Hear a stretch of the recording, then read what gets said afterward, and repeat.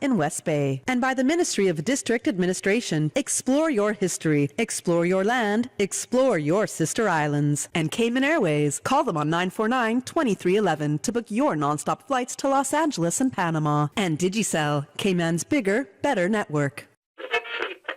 Oh, I think they're doing a great job. A lot of them are. Good afternoon, Dwayne. How are you? Not too bad, sir. Ladies and gentlemen, Radio Cayman's Talk Today with Sterling Dwayne Ebanks. But I do have some questions.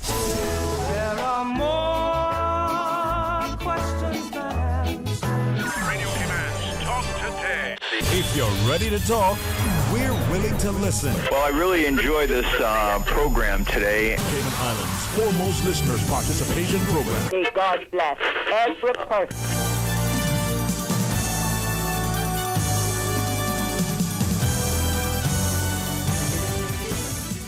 Hey, good afternoon. Another terrific, truly terrific Tuesday's edition of Talk Today as we invite you to be a part of our discussion. Let's start it off with some open line. 8949-8037, 1-800-534-8255. Hey, just but two of the numbers that we're offer you. Hey, the first WhatsApp caller, 925-32621. Let me give you a $25 gift certificate from Reflections. So stay tuned for Talk Today. Radio Cayman's Talk Today, the Cayman Islands' foremost listeners participation program. We ask our listeners to avoid statements or comments which are abusive, derogatory, malicious, or defamatory. Do not use any indecent language or make any statement which is false or misleading. Email talktoday@candw.ky or call 1-800-534-8255. Courtesy of Flow. Cayman's #1 network that connects you to your world like never before. Let your voice be heard. Once again, here's your host, Sterling Dwayne Ebanks.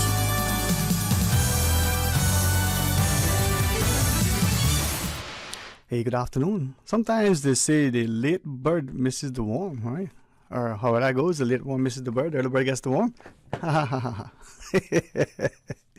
It's all good. 8949-8037, 949-6990. 1-800-534-8255. You know, there are times when we read things very deliberately, very consciously, you know, very specific, you know, that we're trying to search for something. Maybe we're researching to try to get an understanding. Then there are things that just happen to, you know, come by your desk. And these days, that's probably some device or another. Let's take this call. Hey, welcome. Good afternoon. Thanks for calling. You sure you're thanking me for calling you? Well, I am. Why wouldn't I be? Yeah. Okay, President, I called you often. You know, keep a checking on you. You know, keep you sure that you buy chocolates. Well, I appreciate that. You know, the only thing better than having chocolate? Having God with you. Well, no, that's the best. I mean, you know, there's good, better, and best. Well, that's the best, yeah. Right? But the only thing better than having good quality chocolate is having someone to savor it with, to share it with, you know, to sit and as you know, this it's the best thing. It's the best way to relax, you know. You mean you're going to follow up with that and not share no chocolate? Not chocolate. No, man. You have to, you know. There are very few things you shouldn't share, you know. Of all of my mother children, I know myself the best. You heard that, man. Mr. Sterling? Yes, sir. You would agree with me that we got a lot of issues in this island. Yes, sir. Yes, sir. We got a lot of issues, and they're not really getting solved, not many of them. Sometimes you be crying in the wilderness and nobody's hearing you and listening to you. Mm-hmm. You know?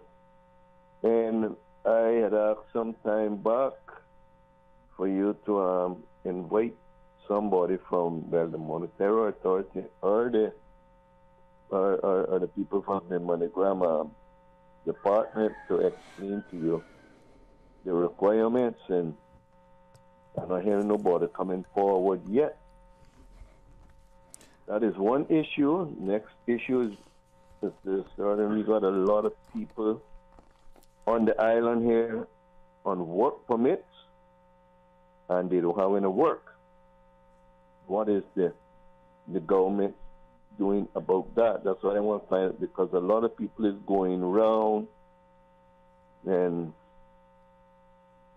asking you for your fruits or your products, what you've got, and they'll tell you, well, the boss ain't got no work.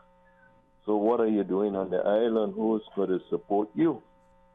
And the Caymanians, the ones that ain't got nowhere to go, and they have no permit, this is their home, they're not getting any help. So all of these issues, Mr. Sterling, it's not being addressed. And how can we go about it? I will leave that open to the public to address. But we got a lot of issues on the island, and we're not getting them solved. The government is the one stage, and they don't go any further than that. They deal with certain things, and they don't deal with the other things. So I will leave that to the. But fair enough. I mean, and I don't want to impose isn't the right word, but let's use that. But I would like to impress upon you maybe the importance of you not just bringing these issues and not trying to list them all so that we get them all down, but maybe help us to have a discussion on identifying the issues and then more importantly possible solutions. I mean, you're a man of experience and wisdom. You're former employment prospects. You're not afraid of publicity, not just through your songwriting, but you shared your publications with us as well. So seeing what is happening in the Cayman, and with great respect to everyone, I mean, even our political leadership, they're only as old as they are today. And as my daughter used to remind me, at this minute in time, this is the oldest you've ever been, and this is the youngest you'll ever be, right? So in that wisdom and recognition, maybe as the honorable former premier said, some people believe they have the blueprint and intelligence, but let's put our heads together. So give us some of these issues that we're facing, and let's see if we can find some possible solutions. I mean, talk is cheap, right? Yeah, that's why I am. That's why I opened the line with the subject, and there's a lot of people that they're much smarter and more intelligent than me. They got a lot of answers, but I just bring them to the forefront. But maybe they don't have the courage, sir. Is what I'm concerned about, these people that is on work permit, Mr. Sterling, and do not have any work on the island. Right. And okay. they're going around and getting themselves in problems illegally to survive while they're on the island. So what do we do about that? Well, Mr. Sterling, I would investigate those that don't have no work. I would be kind enough and ask them, is there any way you can go back to your country? Or yeah, but who will want to jump from the frying pan into the fire? Pardon? Who will want to volunteer to jump from the frying pan into the fire? Well, Mr. Sterling, don't care how bad your home is, that's your home. My dad always said, right? That's my solution. If you're faced with an option, would you rather starve in your own country or in another man's? I would rather starve in my own country than in another man's country. Mm-hmm. Yeah, because remember now, all of that, all of those people that don't have no job on the island, what happened? That is going to be the burden on the government, Right. So with that in mind, and there was a gentleman that I think many would recognize his voice. Many certainly would look at him as a man of integrity. He called Mr. Art's show some weeks back, and he referenced the same thing you said. And it would appear that on a regular basis, people would come knocking on his door, as he shared, asking if he has any work. Now, if this is a regular occurrence, and it's something that seemingly is of concern, is it that the authorities don't know? Is it that the authorities know and don't know how to deal with it? Are they consciously turning a blind eye? Or is it that we as the public are not sufficiently informing the authorities? I mean, to your perspective, what is the issue? Why is it not being addressed? Mr. Sterling, this is my opinion. Yes, sir. And I take it to my opinion only. Sometimes the government know and the government just don't care. Sometimes the people that know are afraid to report it because Cayman is not Cayman anymore. People are afraid of their life. People will come to your residence and harm you nowadays. Cayman is not like it used to be, as you know that, growing up here. So the government might know, and they don't want to deal with it, or it affects certain people. That is my opinion, but I want to leave that open to the other people's opinion. Let me hear what they say. Thank you very much, sir, and have a good evening. Yes, sir. Thank you for that. And is there a caller, Miss Susan? All right, we're going to take a quick break. When we come back to that caller's point, I mean, is this a country with cowards or a country, as I know it to be, with courageous people? Are our citizens committed to ensuring that not just the rule of law and not just, the semblance of, how should we say it, a facade, Let's talk about it when we come back. Really and truly, let's get into it. Stay tuned for Talk Today. It's a 24-karat summer with Digicel. In honor of our first truly COVID-free summer, Digicel is giving away $24,000. Be one of 10 to win $2,400 this July. For a chance to win, all you have to do is switch to Digicel, activate a Prime bundle, or simply pay your bill on time. It's that easy. It takes 2 minutes to get $2,400 richer. Make the choice to win today and visit a Digicel store near you. You know, as a little girl, I dreamt of traveling to faraway places and foreign lands. I tell you what though, no more dreaming. This summer, I'm going flying with Cayman Airways. How blessed are we in the Cayman Islands to have a very own national airline? Girl, you can fly to so many international destinations without the hassle of connecting flights. On top of Jamaica, Cuba, and Honduras, you got non-stop flights from Cayman to New York, Miami, Tampa, and even Denver, Los Angeles, and now Panama. Going to be a little cafe con leche and Hollywood Squares for this old girl this summer. Make your travel dreams come true with Cayman Airways, offering non-stop flights for non-stop adventures in Panama, LA, and many more places in between. For details and to book, call 949-2311, contact a travel agent, or visit CaymanAirways.com. How can you make a classic BLT sandwich even better? Well, by adding tuna. Wow.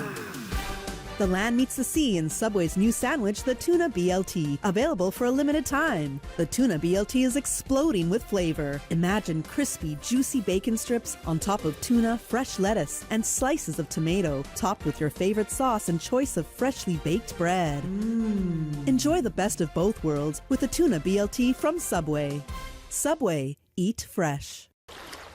Wouldn't it have been grand if you had purchased land 30 years ago? It may not be 2020, but a perfect vision has never been more clear. Cayman Brac and Little Cayman, poised for growth with an eye on the future. Your land, your history, your future. Discover all that our sister islands have to offer. All aboard the Pizza Boat! Cayman's newest pizzeria. Birthday parties, office luncheons, summer camps, game night. Whatever your occasion, bring the fun with Pizza Boat. A Cayman twist to pizza. Bringing fusion ingredients from all over the globe to give you locally inspired fresh pizzas all day, every day. What's more, now you can enjoy a boat-shaped pizza with toppings of your choice. It's Pizza Boat. Pizza Boat, now open in Queens Court on West Bay Road. Pick up or delivery 949-0000 or order online www.pizzaboat.ky. Pizza Boat. Experience the ultimate pizza voyage. During these unprecedented times, Radio Cayman, the voice of the Cayman Islands, is pleased to bring you the Cayman Strong Series. The Cayman Strong Series is brought to you by Encourse Cayman. Visit encourse.ky to view a full list of wellness services and their qualified team. Encourse Cayman, health, wellness, and happiness. Achieving our goals is rewarding, but at times can feel frustrating, especially if and when we miss our target. As you approach your goals in life, set yourself up for success. When setting your goals, tell a friend. An accountability partner is often helpful in achieving our goals. Let your parents or partner know what you're planning on doing. Sharing with others also helps us clarify our vision. Writing down your goals can help to solidify them and help you to stay accountable. Change your thinking and change your life. During these unprecedented times, Radio Cayman, the voice of the Cayman Islands, is pleased to bring you the Cayman Strong Series. The Cayman Strong Series is brought to you by OnCourse Cayman. Visit oncourse.ky to view a full list of wellness services and their qualified team. OnCourse Cayman, health, wellness, and happiness. These days, feelings of loneliness, anxiety, stress, and depression can be overwhelming. Just know you are not alone. OnCourse Cayman offers private mental health services for children, teens, adults, and groups. Visit oncourse.ky to view a full list of wellness services and their qualified team. OnCourse Cayman, health, wellness, and happiness. Talk today. But I do have some questions. Talk today. Cayman Islands' foremost listeners participation program. Talk today. Because there are more questions than answers. What the public is saying. Waiting to take your calls right now. Sterling Dwayne Ebanks.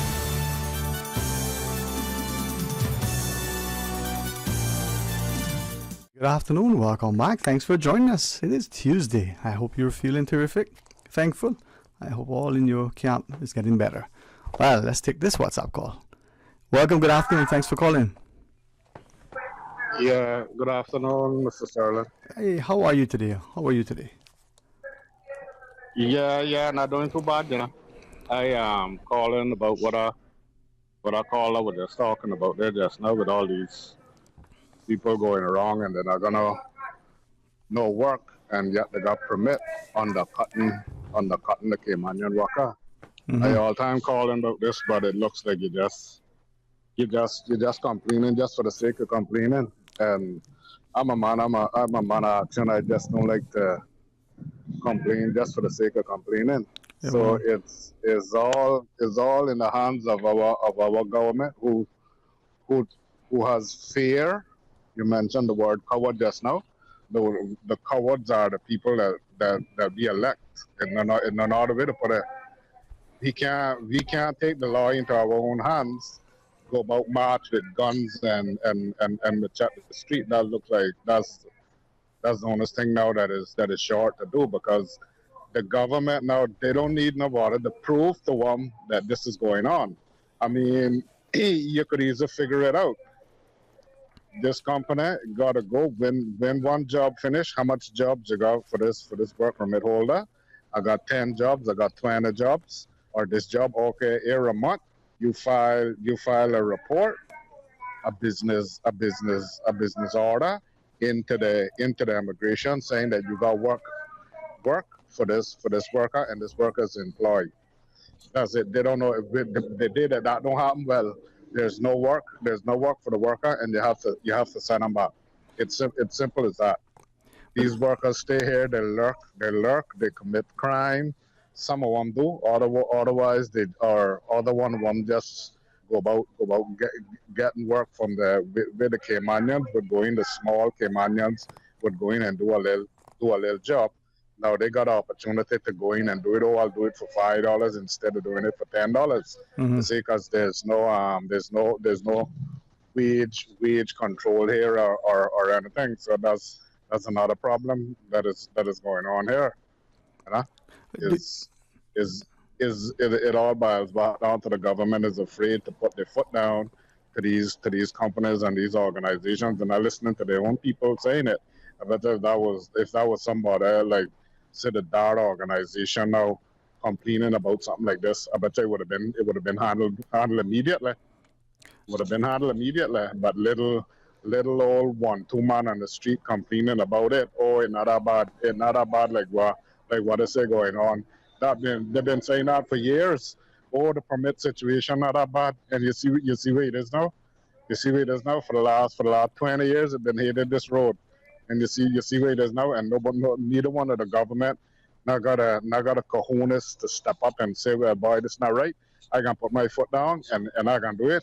I don't care. I don't care what the outcome. If this means that I don't run again for political office or whatever. But none of them to do that. So they're all a bunch of cowards. Before we are the cowards, we might be fools for electing them, for electing them. But they're the first cowards because the buck stops with them. You see what I'm saying? This is a democracy that we're living in because I all time giving you beating up on you about socialism and democracy, right?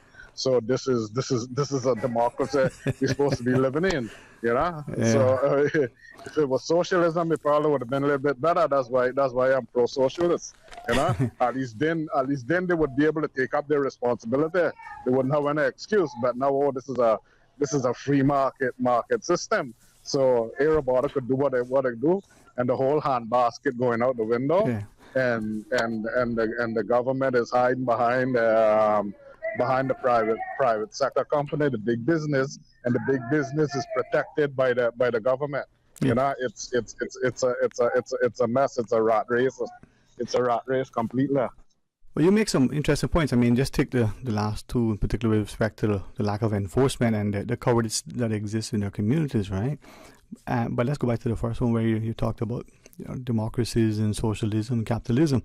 I mean, there's democracy in a socialist political system, but when you got a capitalist society that maybe, from what you're sharing, many of us may infer, it's more laissez-faire. The government is unwilling to enforce anything, maybe just turn a blind eye consciously to working without work permits for having a work permit, and you can work outside of that. Now, we've seen sometimes publications of different establishments or individuals being sanctioned, but is it then that the wider community has to have a shared ethos that we're not going to accept that? Just take, for example, your contention that people are willing to undercut someone else, do the $5 job instead of the $10 that is rightful charge. But if we as the consumer, the person employing that person, if we're not willing to say, well, this is wrong, if we're accepting of that, then are we not complicit? Are we not also helping to keep that system in play or entrench it? Well, definitely. I mean, it is a certain level of ignorance based on us too. And I mean, everybody would prefer to pay less than to pay more. But I'm not arguing that. No. The thing is, I'm arguing if it's $5 to pay, well, I should have the right to $5 rather than a person that is doing it illegally. That's what I'm saying. Right. You know? Because these people are used against the Caymanian people, the work permit people, and those that hire them are so powerful that they even control the voting public, because they would put pressure on them from other angles, about blackballing them and other stuff that and their family members and stuff to say, well, you keep quiet and you don't have nothing to say.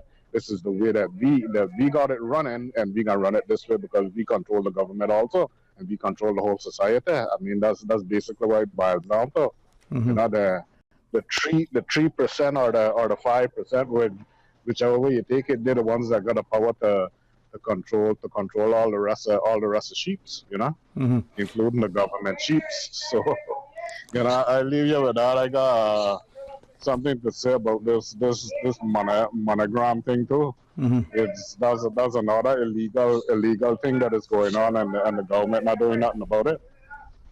How can the government address it, though? What would be your solution if for both of them? But let's talk about the money transfer. How would they address it? They just don't need just say, well, the information what they're taking is unnecessary, because the person goes with the ID on the order wherever he is on the other end, that person going with an ID. So that's all that person needs. They're not asking these people, okay, if you send money just to say Honduras, for example, the person that gives the transaction place there, that where they sent the monogram, then just put it into perspective. Those workers aren't asking the person on the other end what your house number is, where you are, what your exact address is. They don't ask them the information because the information is down on the ID, and their personal address isn't down on the ID either. So why is that being done here in Cayman? I mean, is the government secretly spying on their people through another organization? I mean, I could look at it like that because, my mind is far out. I think different than everybody else. Suppose the government allowing Monogram to do this because they want to see who's sending off money here and which Caymanian or whichever sending off money. I mean, I know they got records of all the foreign money that is going out there, but just to say all in general, who they want to find out specifically who it is and all of that information for whatever they want. They could be using this private organization, Monogram, to spy on their own people instead of doing it illegal. That's one way of looking at it, because the information what they're asking for is totally unnecessary. You could ask for my information because I'm sending the money, but the person that can receive the money, the person going with an ID, so that is totally unnecessary. How come Western Union doesn't do it? When I go into the bank to send money through a draft or anything, or somebody go pick it up on the other end in another bank in another country, they're not asking them all that question. So if the bank now got those policies, I don't see how come a private organization like Monogram could have those policies too. It should be the foreigners that is that is subject to all that pile of information, not the Caymanian people, because they could lie to you. That's stop money laundering. You tell me now. I want anybody to come and tell me how all this information is stopping money laundering. If that's what they're saying, that is for whoever put that law in or that policy saying that that's stopping money laundering is a bigger fool than I am. There's no way in the world that that's stopping money laundering because it ain't verified. I could be lying. There came a foreigner that come here and work for me. He not gonna stay there. He not gonna no one set address. When he leaves somewhere, he not got file like in the States or returning address nor nothing. There's not like that going on here. Cayman isn't a tax-based country. So how you gonna say that they're stopping money laundering and that the information I giving you is like all you know the information is down on the passport. That's it. A job letter could be given by anybody. I an employer, I could be lying. Is that being verified? That not being verified. They're just keeping the information for whatever, for their personal use or whatever. And if whoever's on the other end that is giving out the information, they got access to the information, whether they don't ask the person for it or not, but they got access to the information to see where the person live, and all the person's personal information. So all that isn't right. Nobody can tell me that that's right. Mm-hmm. And I would like to hear an explanation telling me that where that make any sense. It doesn't make any sense. So all that is a bunch of, all those laws are corrupted, and the government not coming in and saying nothing about it. Why? Because they're afraid of these organizations. So I don't know. I thought when this last election they said that we were electing a pro Cayman government, or a government to stand for the people, but they're not standing for the people. They're standing for one kind of people, but not the people in general. But fair for the rich and fair for the poor. Same thing. If two them can't align, then there's no fairness, Mm-hmm. So I'll leave you with that. Man. Always appreciate your perspective. And with that, before we take the next call, let's quickly take this short break. Stay tuned. They say variety is the spice of life, and that's why at Subway we are introducing the new boneless hot sub. Say what? The premium sub brings new ingredients like spicy breaded boneless chicken, French's crispy fried onions, and buffalo wing sauce, bringing a zesty and flavorful experience with every bite. Add some of your favorite veggies, cheese, and ranch sauce of your choice of freshly baked bread for the ultimate boneless hot sub. For a little spice in your life, try the new boneless hot sub from Subway. So good and tasty. And make it a meal with a drink and chips or cookies. Subway. Eat fresh. No, man. I'm tired of seeing a new charge on my phone bill every month. You are always complaining about that bill. I think it's time you make that switch to Digicel. I've been with my network for more than a decade. I don't know if I want to move over now. Well, better later than never. When you switch to Digicel, you get better speeds, more data, and simply more value. Best of all, no dishonest practices. What they say is what you get. Make that switch today and get 50% off your first 2 months. 50% off my first 2 months? Mary, you're convincing me now. Okay, I will visit a Digicel store near me. Experience the bigger, better network. Switch your postpaid number to Digicel for 50% off your first 2 months or get a free 30-day Prime bundle for prepaid customers. Make the switch today. CUC Advisory. Customers are advised of a scheduled outage on Wednesday, July 19th between 9 a.m. and 1 p.m. for Hope Drive, Strawberry Drive, Optic Way, and Wicker Lane off Smith Road in Georgetown. For more information, please contact CUC's customer service team at 949-5200 or email service@cuc.ky. You know you've dreamed of that Mercedes, the smooth leather, the style, luxury that feels so good. Ooh la la. With the prestigious 2023 Mercedes-Benz GLA 200 up for grabs in this year's Lions Club of Grand Cayman Benzorama fundraiser. This is your chance to make that dream come true. Tickets are $25 for one, 3 for $65, or 5 for $100. Benzorama fundraiser tickets are available with Lions Club members and various sales outlets. The Lions Club of Grand Cayman Benzorama fundraiser supports numerous community initiatives, include site screening, Christmas delivery, restoration, and social services. Talk to Dick. But I do have some questions. Talk to Dick. Cayman Islands' foremost listeners participation program. Talk to Dick. Because there are more questions than answers. What the public is saying. Waiting to take your calls right now. Sterling Dwayne Ebanks.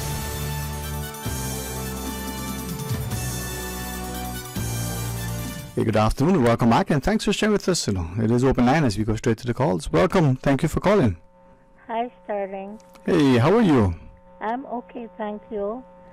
I would like to speak on what that gentleman just spoke about, jobs for Caymanians. And I live off West Bay Road, and I see the amount of new hotels being built, like big ones, and they all saying for 50 years now, I've lived here, they're providing jobs for Caymanians.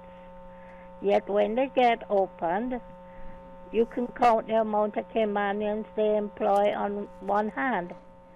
And it's not that Caymanians don't apply, but they give the Caymanians the most discouraging jobs because they want them to fail. And then they go and say they can't keep the Caymanians don't want to work. Recently, I know of someone very close to me that ex-banker, graduated high school at 15 with 7 O-levels, bright. And he got a job at one of these hotels, a job as a bellboy. Okay? It was a lot of walking. So he told them of another job in their establishment that it would suit him better because it wasn't so much walking and his leg couldn't manage it because he has one good leg. Do you know what they did? They brought in people brought in expats, girls from Dominican Republic, expats to tell the tourists about places to go and do in Cayman rather than somebody that spent all 50 years of his life here. Can you imagine? Well, as I listened to you, I'm looking at a message from someone and they picked up on your comment, and the person says not only after the hotels are built that they staffed by people on work permit, but it's also during the actual construction. Very few, if any, are employed to build. So this person has asked the question, if we're having this level, and I'm paraphrasing, this level of development, how is it benefiting the country? Just to add to what you're sharing, they say we have to make provision for increased roads, the added cost to the infrastructure development, the congestion, the potential impact on other services, is the country growing, not just too fast, but at a pace that isn't sustainable, quote unquote. And it puts in brackets a word that has been bantered. I think that says bantered about, without any concern. And then it shares that, the revenues that the government gets from the work permits or other development fees, is that sufficient to offset the other added social costs? But the other social costs should be provide for the unemployed Caymanians.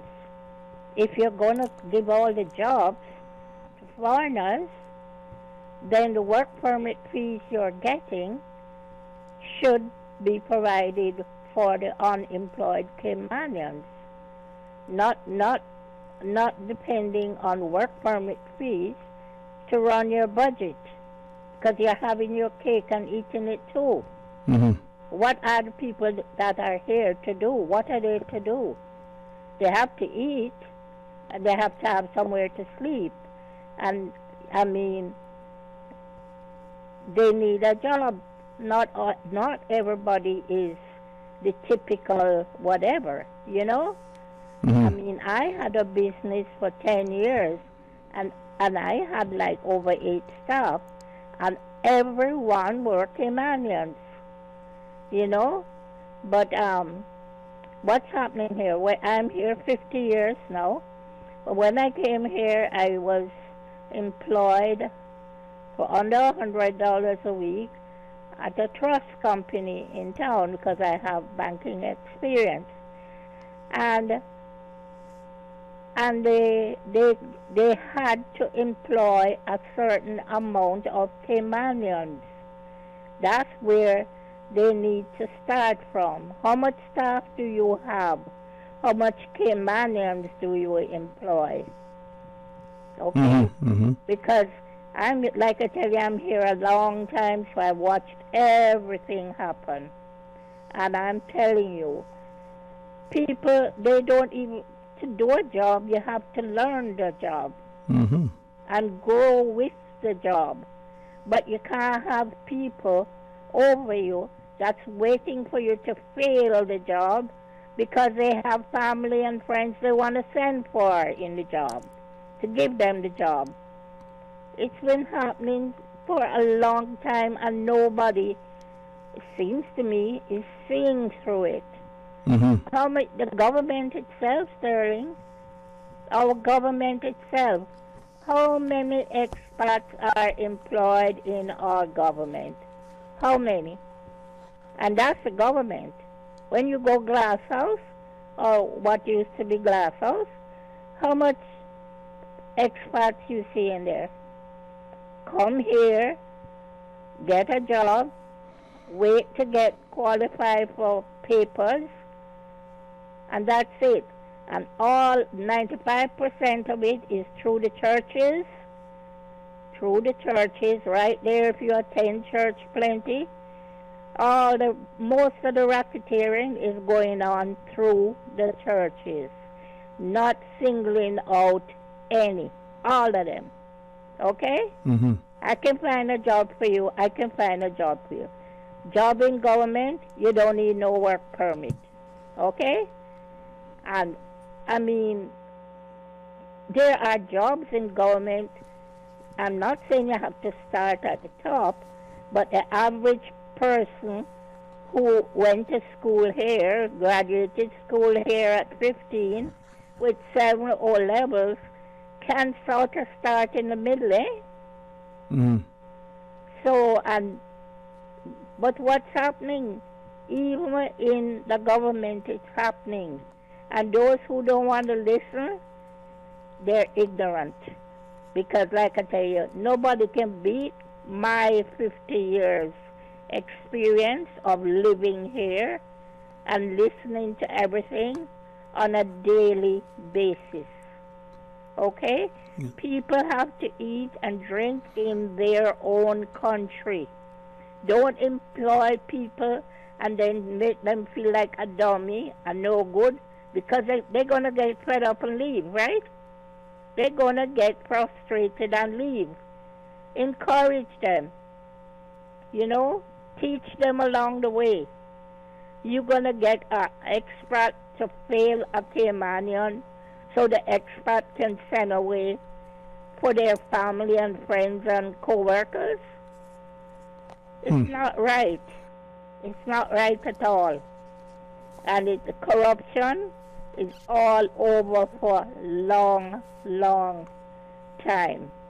And I'm not one for violence, but I don't know, the unemployed Caymanians need to have a demonstration in front of Glass House. That place called work.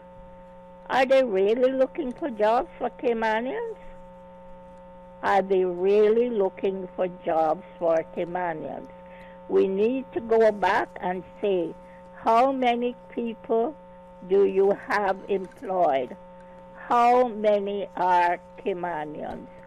Who is being trained to go up the ladder? People not going up the ladder because you cut them down for everything they do. You make them feel stupid, incapable. And that's what's happening here. Mm-hmm. So somebody need to pull up their socks. And of course, you know how many elections 50 years I've gone through. And I've seen it all. So if you want the truth, hear it from me. And these days, I don't care what I say. Okay? Yes, ma'am. I really don't care what I say because I always speak the truth from my own opinion. This is my own opinion. And somebody, who is the minister in charge of labor now? I thought, is that fall under the health minister as well? Where is that now? I'm not even sure, to be honest with you.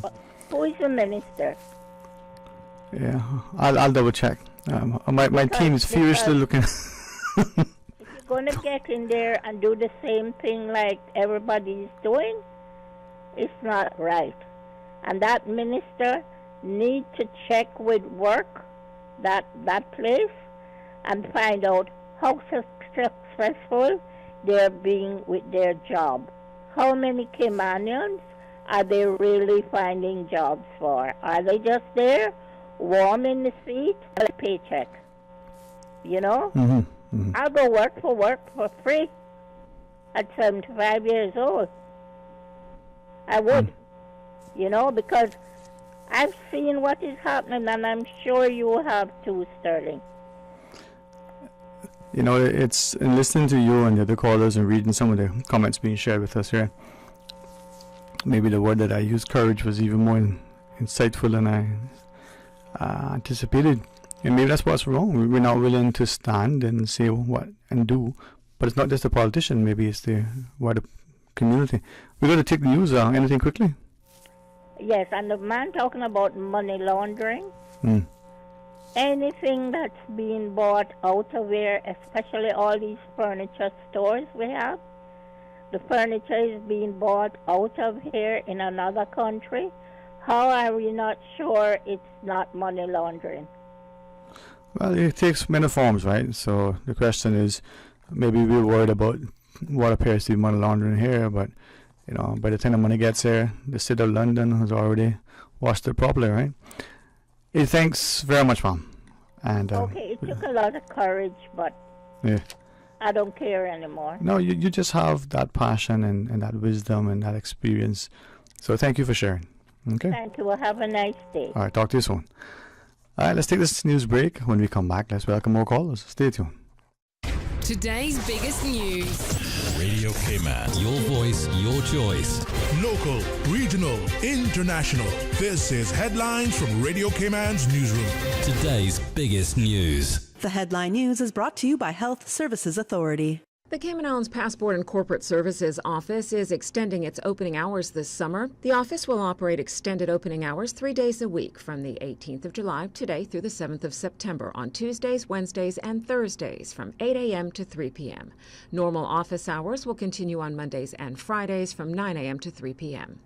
In international headlines, former U.S. President Donald Trump today said he has received a letter informing him that he is a target of the Justice Department's investigation into efforts to overturn the results of the 2020 presidential election, an indication he could soon be charged by U.S. prosecutors.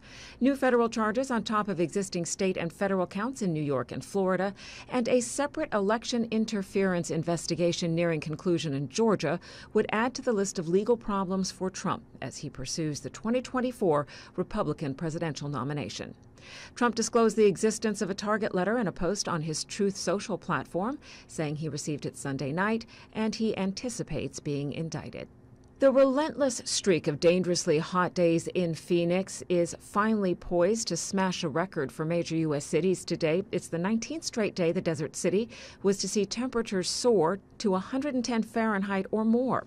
Nighttime has offered little relief from the brutal heat. Phoenix's overnight low only dropped to 94 Tuesday. Nighttime has offered little relief from the brutal heat. Phoenix's overnight low only dropped to 94 today, the 9th straight day of temperatures not falling below 90 degrees, another record. Those are your headlines. I'm April Cummings. For the latest in news and information, follow Radio Cayman on social media, Facebook, Instagram, Twitter. Download the Radio Cayman app or log on to our website, radiocayman.gov.ky. The headline news are brought to you by Health Services Authority. The Health Services Authority has over 120 world-class physicians offering the most comprehensive range of specialist services on island. Our dedicated team of professionals provide the highest quality care in orthopedics, interventional radiology, women's health, geriatrics, and a host of other specialist areas. We are a JCI accredited organization with a proven record of excellence. At HSA, we are committed to caring for you. For more information, visit hsa.ky. Radio Cayman is pleased to feature this special Sister Islands historical vignette brought to you by the Ministry of District Administration and Lands. Explore your history, explore your land, explore your Sister Islands.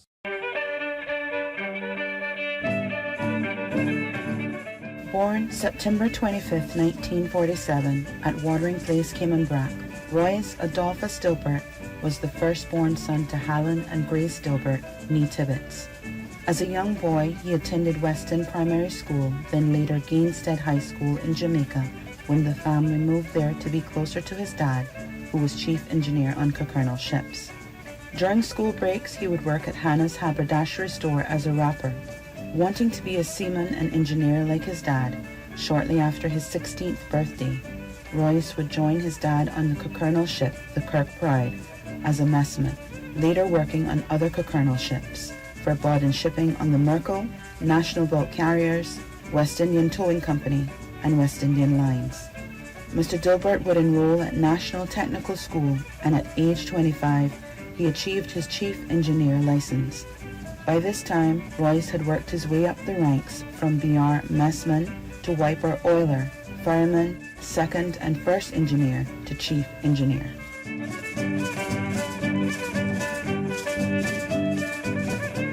Radio Cayman is pleased to feature this special Sister Islands historical vignette brought to you by the Ministry of District Administration and Lands. Explore your history, explore your land, explore your Sister Islands. Talk to Dick.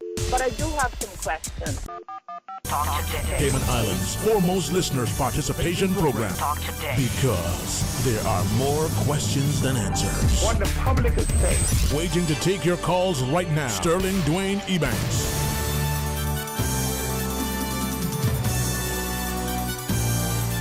Hey, good afternoon. Welcome back. It is Open Line. We got callers in the queue. We also got some questions and comments from our listeners online. So let's take these calls first. Welcome. Good afternoon. Good afternoon, Mr. Sterling. Afternoon. How are you today? Oh, not too bad. Not too bad right here. I was listening to your show off and on, and that lady that just hung up there, I asked her to continue to call because she know a lot. Been here for a long time, so I would ask her to continue to voice her opinion here in this island because it's well needed. You know, sometimes they don't want to listen to the old or the young, but you got to continue to talk until somebody hears us and listen to us and try to do something different. You know, you know, Sterling. This weekend I was just came to me and said, who are we really billing for And then you hear this saying, jobs for Caymanians. So how can jobs be for Caymanians when someone goes in a rollover and their job is still holding for them? Either in the office, majority of the offices can do their work from on the computer overseas and still pull a salary and don't have the individual here on island. And then we got people who leave island for a year and they come back, and I would say probably about 60 to 75% of these people can go back and get their regular job that they had left here a year ago. So how is that working with work? And like that lady said, but work, I don't understand how that works at all. WRKC, whatever it is. WORC, yeah. Something like category. And, it just makes you wonder, when will the jobs become available? And they are talking now about the minimum wages. Let's say that the minimum wages go to, let's say $12, $12.50. You know how many Caymanians are going to come out and hold a job? So what's going to happen to those that's going to work permit? Are we still responsible to keep them here when they don't have no work for them? Like someone called and say that, people is here and do have no work. The boss will have no work for them and so forth. That is the thing with a work permit. Certain is when you bring someone from overseas to work in another country or island or wherever it may be, and the work is no work for that individual, let's say 3 months. It is the company, the boss' responsibility, and they should have some sort of contract when they get these work permits and these jobs, stating, well, you know what, Cayman is for the seasonal island. So when the work is going down in a low pace or slow pace, then this contract going to show you that, when it goes down, you might have to leave the island for 2 or 3 months, or whatever the case may be. When the work goes up again, then the man bring back his people because the permit is probably still invalid. You understand? But just to hang around and do have no work and have a work permit, their idle hands will get them in trouble. And Sterling, I noticed that mostly in the summertime and Christmas time is when they're having more crime on this island. Mm-hmm. Yeah, but I want to say that, but I have something else I'd like to discuss if you give me the permission to. Go ahead, we got 2 other calls, but if you want to share something else, yeah. You want me to call back? Want to get those 2 calls, or what you want? It's your preference. If you want to say it quickly, go right ahead. Yeah. No, I don't want to say it quickly. You're going to take those 2 calls and I'll call back. I'll get behind them. You're so gracious. I need that just a good couple of minutes. There you go. All right. Thank you, Mom. All right, thank you. Bye-bye. Our people are so gracious. Let's take the other caller. Welcome. Good afternoon. Good afternoon. How are you today? Oh, the boy. I think you need to go work up the hospital. You got a lot of patients. A good friend said I should have been a doctor. Oh, yeah. One thing I gotta say about you're a real good host, man. You listen and stuff. You make the people talk. You're not taking over the show. Well, thank you for that. It's about facilitating discussion, right? So that's what the host is all about. He's supposed to do more of the listening and what he's doing the talking. Mm-hmm. Without the people, without the guests, you can't have the show or the callers. Mm-hmm. But what a young lady saying there, not that last one, but that one too, she was right too. But that one before, 75-year-old lady there, young lady, I would say, because she got a very good memory. I think her memory better than mine. Mine's kind of bad now. But yeah, she said she would like to get her hands up in there. She would like to get to go up inside and work a little bit and sit down up to work, and it sounded like she could do a good job up and straightening up things. But I would like to send her a little message. Anybody that can straighten up anything when it comes up in government and doing a shaking up, what you call them whistleblowers and stuff like that, getting some wrongdoings. She don't have no space there. They would shut her down, but lock her out, but they can't shut her down, So she not going to think about even getting up in there, because they wouldn't want anybody like her up in there. So, and like she's saying, with the young man there, with the leg, one bad leg, and they keep giving him jobs where, that he can't handle.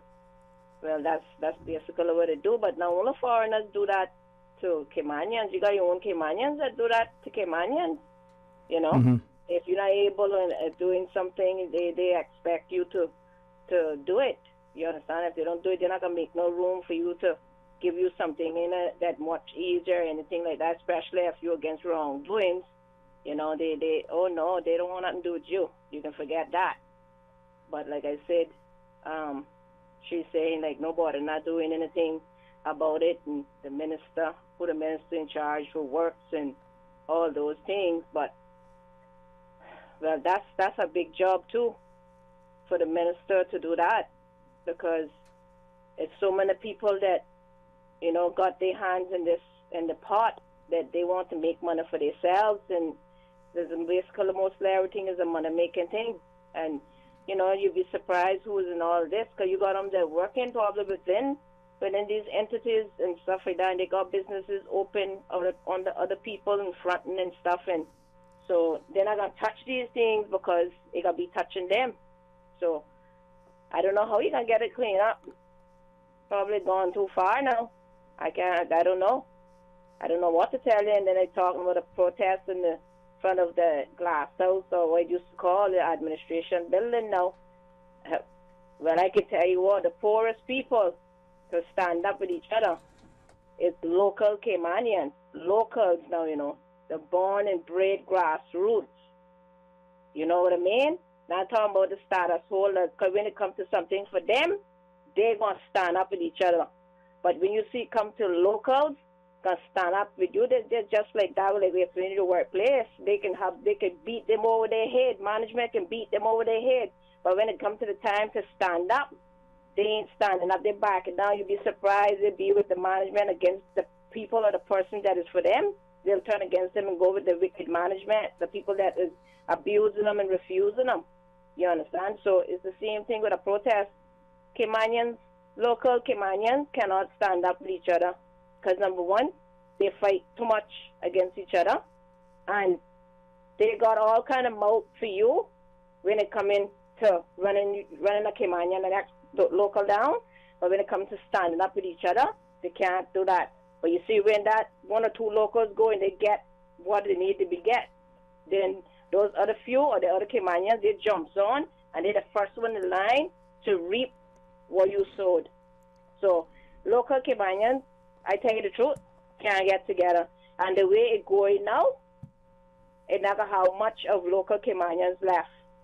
The population will be higher than us soon now that we going to be outnumbered, if we're not outnumbered now. You know, and it going to be sad. And shortly, you're going to see, maybe people might like it, but or people not standing up with each other. Probably shortly now, you're going to soon see people with paper status holders and stuff running their own campaigns and stuff like that. They soon be getting in our parliament too. So, I don't know, you know, that's how we're going to be. Yeah, it's interesting you shared that. If we stand up and nothing's done about it, well, what happens, happens. But that's how I see it right now. It's not far from that. Because our people is just, they'll sit down and beat up on each other and run down each other and try to stop each other from getting. But when it comes to standing up for the rights and everybody to get a fair share of this thing, they're not for that. So who can't fight for themselves is going to get lost in the boat. Is going to drown. All right, take care. Thank you for that too as well. And as that caller was sharing, a couple of other comments came through, and you know, we should have this information to our hands. And I tell you, sometimes I would have, and I did, but I don't anymore. And perhaps that's an indication of maybe where we're going. But I appreciate a good friend sharing with us that the Honorable Dwayne John Seymour is the Minister for Border Control and Labour. And you know, part of it was on our part. You know, we think we knew, we just didn't know that we knew, and we weren't confident in sharing that we did. So, so it be sometimes. All right, let's share with you a couple of comments from multiple platforms that have come across. Questions posed earlier. Says, you know, why would employers want foreign labor? What does an employer want most from their employees? what benefit would employers receive from purposefully sidestepping Caymanians? And can status holders also be good Caymanians? For Cayman, and be for Cayman? Here are some of the questions. Let's see. Put it this one here. In reference to the caller earlier, a number of our listeners chimed in to say that hope that the powers that be, certainly listening to the latest prior to the news break, she was talking the truth. Someone asked the question, says how many people that are working for the government has been here in Ireland for more than 9 years without having to leave the island, and why is that? Now, if the perception is by some that once you employ with government, not only do you enjoy the benefits of government employment relative to healthcare and pensions and the like, but maybe the same immigration controls don't apply. You get to stay here, and as long as you come do the work, then your employer isn't going to sort of be as competitive in its recruitment and its endeavors to perhaps replace you. So I thought there to consider. And one individual reference, what are we going to do with these increasing high prices in the country? As an example, quart of motor oil is $11 now, and in a year ago it was only half that, $5.50, so it's doubled in a year. And what are we going to do by electric cars? I want this person says, one thing to remember is that crime can start with poverty. I have a thought on that, but maybe I'll do it. Says when you live in a country and you cannot afford food, you're going to turn to crime because you're hungry and you need food. People cannot afford food anymore. It's so expensive, so people are going to turn to crime. That's a perspective that some may subscribe to. But I think back to that came out of yesteryear. People were poor, perhaps they didn't have it labeled to them, but there was no or little crime. They shared alike. Let's take this call and we can maybe talk more to those issues. Hey, good afternoon. Welcome back, Mom. Hello? Hello? Yes, Mom. Thank you for calling back. Okay. And thanks, too, for giving some of your time to the caller before, huh? Yeah, that's cool. Then have you heard of valley fever? Have you heard anything about valley fever? Valley fever? Uh-huh. I can't say that it rings a bell, but that doesn't mean that it doesn't exist. Let me check it out. What is it? What are you asking? Because I really don't know. I just saw something on the Canadian channel the other day. They were talking about this valley fever, and it was causing from the climate change. But I didn't. Just read a little piece of it, and they interviewed a young man and an elder lady that has the call it virus or disease inside the system. And they say in time to come it will become more effective. So I've never heard of it, and I've never heard anyone talking about it. So I was just curious. Me either. They let me ask you and see somebody will probably call in about it. But Berlin, what I want to hit on for a few minutes. It's been about 2.5 years now that I haven't done anything with my water drive. Can you hear me? Yes, I can. Yeah. Your water drive, yeah. Yeah, I haven't done anything in 2.5 years. So this weekend I decided to reach out to one of my sponsors, and the sponsor came in with a kind of hesitation. So I just want to say that I want to try something these next couple of weeks with some water and some snacks for the younger children. Since they're about to come from school right now for the summer. And I'm looking more for like primary school children. So if anyone out there has children and would like to get on my list for some snacks and water, they can come in contact with me. And I'm not going to do anything until I get a list of a few people, and then I'll go shopping and get the stuff. I'm not going to buy and put it on and wait, and it'll have a certain date to collect. And if anybody's out there interested in donating some water, some snacks, they're more than free to, they can contact me, or and I can come and pick up, or they can, be so kind and bring it to me, whatever case may be. We'll work it out.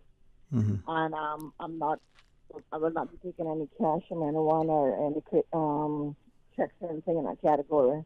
I prefer for them to purchase the item or get a gift card to get the items that we can that I can do the school water drive and snacks for the kids during the school time that they're home. So I will come back more in regards to it. Unless you find out what they're going to contact me, they can contact me at 927-6464, 927-6464. I just want to try to get a list of names to see if it will work out. Yeah. And you had established your foundation, your nonprofit previously, right? Nonprofit organization. I have my ID. Yes, yes, I do. And then for those who are familiar and have assisted in the past, but for those who are saying maybe just hearing this now or being reminded, you're looking for water and maybe what else? Some snacks. Some snacks just to give the younger children. Younger children like up to the age of probably 11 or so. Yes, and just some snacks and some water. Or so if they want to give some juice, they can. But I'm going to start it up with some water and some snacks, and then if someone wants to come in and donate something, they're more than free to contact me. So I would like to get it done before the end of this month, or do the first week of August, as soon as possible. So I'm hoping that people will call and see that they're interested in coming by, pick up a snack bag and some water for the children. And I commend you for having such a gracious heart, seeing a need and wanting to do something. And as I listen to you, I'm moved the fact that many of us, we want to help. Sometimes we're not quite sure how to, or whether it'll be accepted, through our employer, or how it'll be perceived by the wider community. And I appreciate that you've stepped up.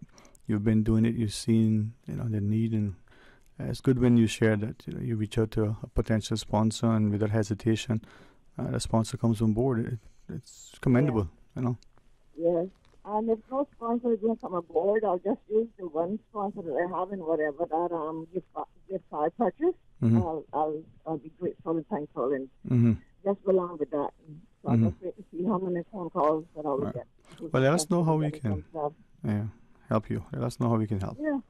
Definitely. Thank you. You're most welcome. Okay. All right. Have a great one. You too. Take care. It is perhaps summers that may remind us of the importance of drawing alongside the members of our communities.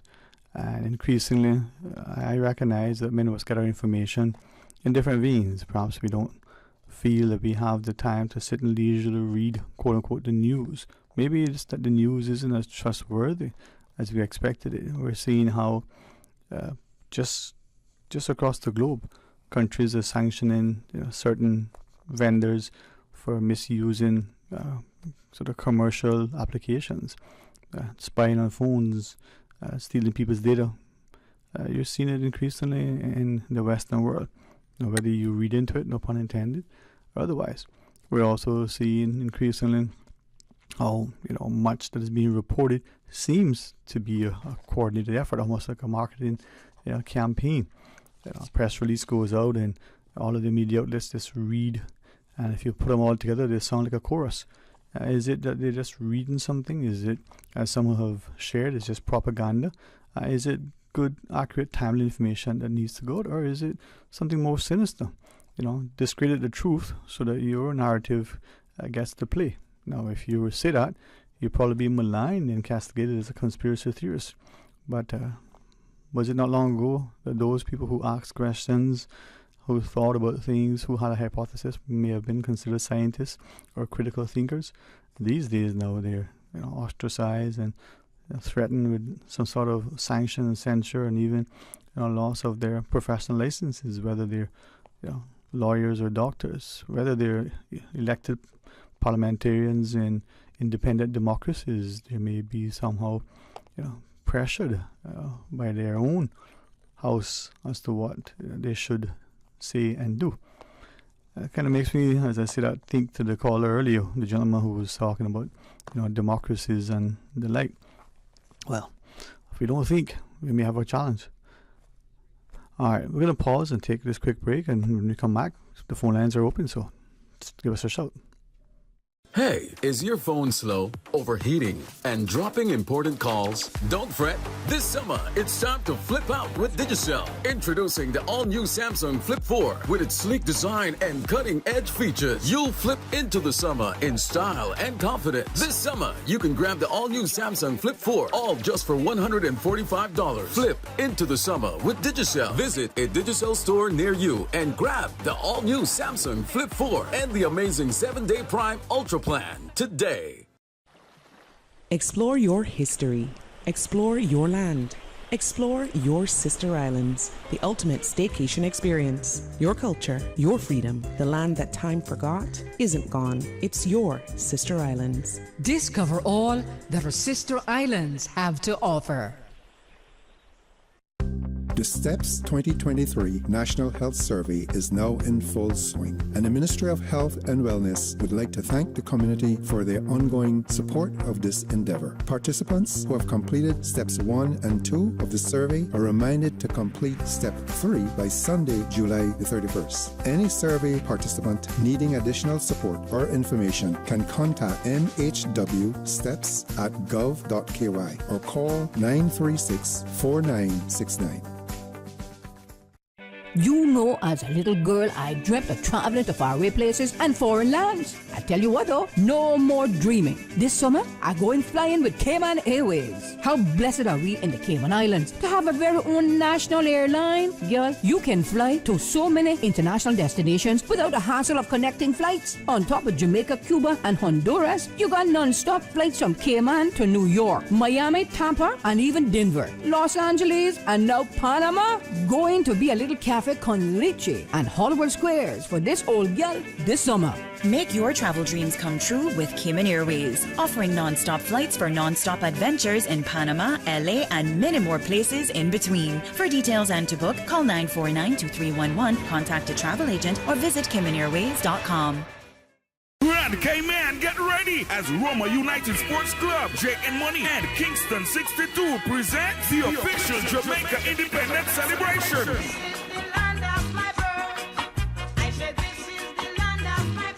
Friday, August 4 at the Lion Center, featuring live from Jamaica, Tess and Chin, alongside the 5th Division Band. Also, Leroy Evans, Terry Williams, and K-Man's best dancers. Lots of prizes and giveaways. Kids talent contest, best dress competition, and much more. Held here from 5 to 9 p.m. Get your PSA, diabetes, and blood pressure check for free. It's Jamaica Independence Celebration. Friday, August 4 at the Lion Center. Sponsored by Best Dressed Chicken, Popeyes, Digicel, Royal Medical, Kmart, Cost You Less, Radio K-Man, Breeze FM, Cayman Airways, iCool Air Conditioning, and Cayman Hair and Beauty Supply. Talk today. But I do have some questions. Talk today. Cayman Islands' foremost listeners participation program. Talk today. Because there are more questions than answers. What the public is saying. Waiting to take your calls right now. Sterling Dwayne Ebanks.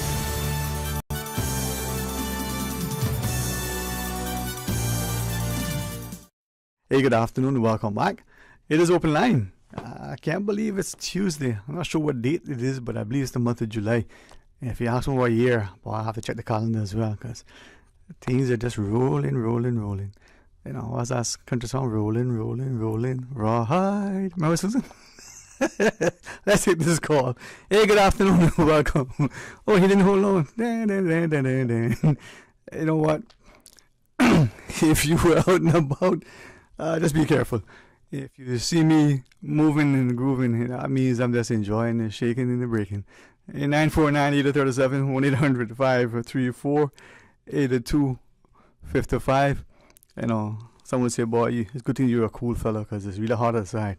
It is, man. I joke and tell you, my daughter said, he never seen it so hot before. Even the weeds are coming in to take shade. It's sheltering from the heat. It is hot. And I want to say that to share that I am thankful that I have some good people in my circle who really enjoy the weather. It's not idle banter when they're talking. They actually speak. I may be a little more impatient with some of the chat. Some of them get involved and engage. I always question sometimes, some of the things we hear, and I always believe and I thank, not only the example I follow, but the teachers that I had to question. They encourage questions. They ask you to have a propensity for learning and to seek knowledge. So only a fool despises correction, as it were, right? So let's think about where we are and what we're doing. And I read a message that I received during one of the conversations, and the individual said, don't share, don't paraphrase. It's for your benefit only.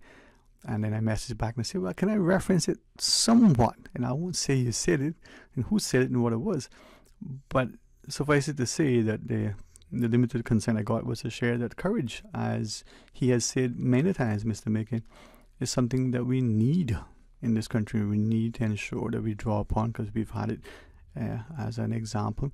We need to exercise it, and it isn't with force. It's not with a sense of being a martyr. It's a sense of standing for right, for being there and counted.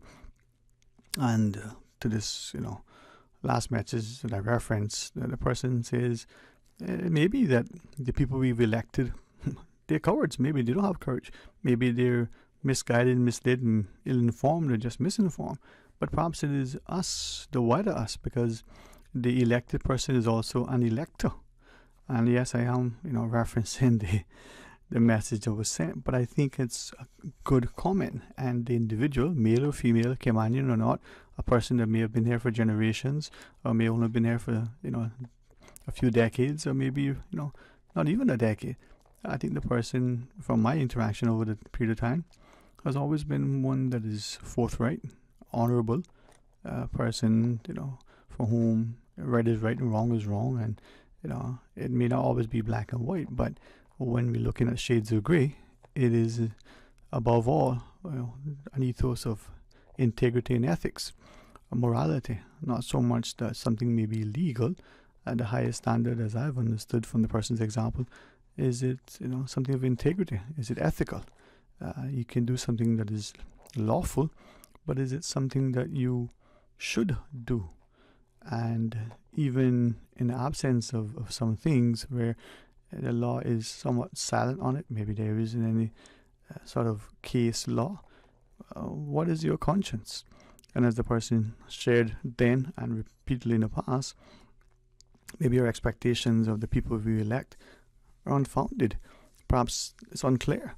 Perhaps the people who we elect, no longer seem to accept that their role is relative to policy. Maybe because we, as the voters, want them to serve ever the capacity, from our personal sort of butler and chaperone and chauffeur and concierge, to the individual who not only finds employment for us and provides a reference but pays our bills, and they're not our daddy or our money or a sugar daddy.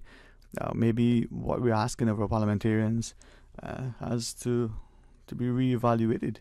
I speak in many ways to the former, what is now MP, Mr. Winston Conley, when he suggested that in our debate as parliamentarians we try to raise the bar. We find ways to help our people, ensure that they live in a safe, civil, stable society, enjoy a good quality of life, that their personal security is there, that their opportunities, to make a comfortable living, to make, major bank, as they say, is there.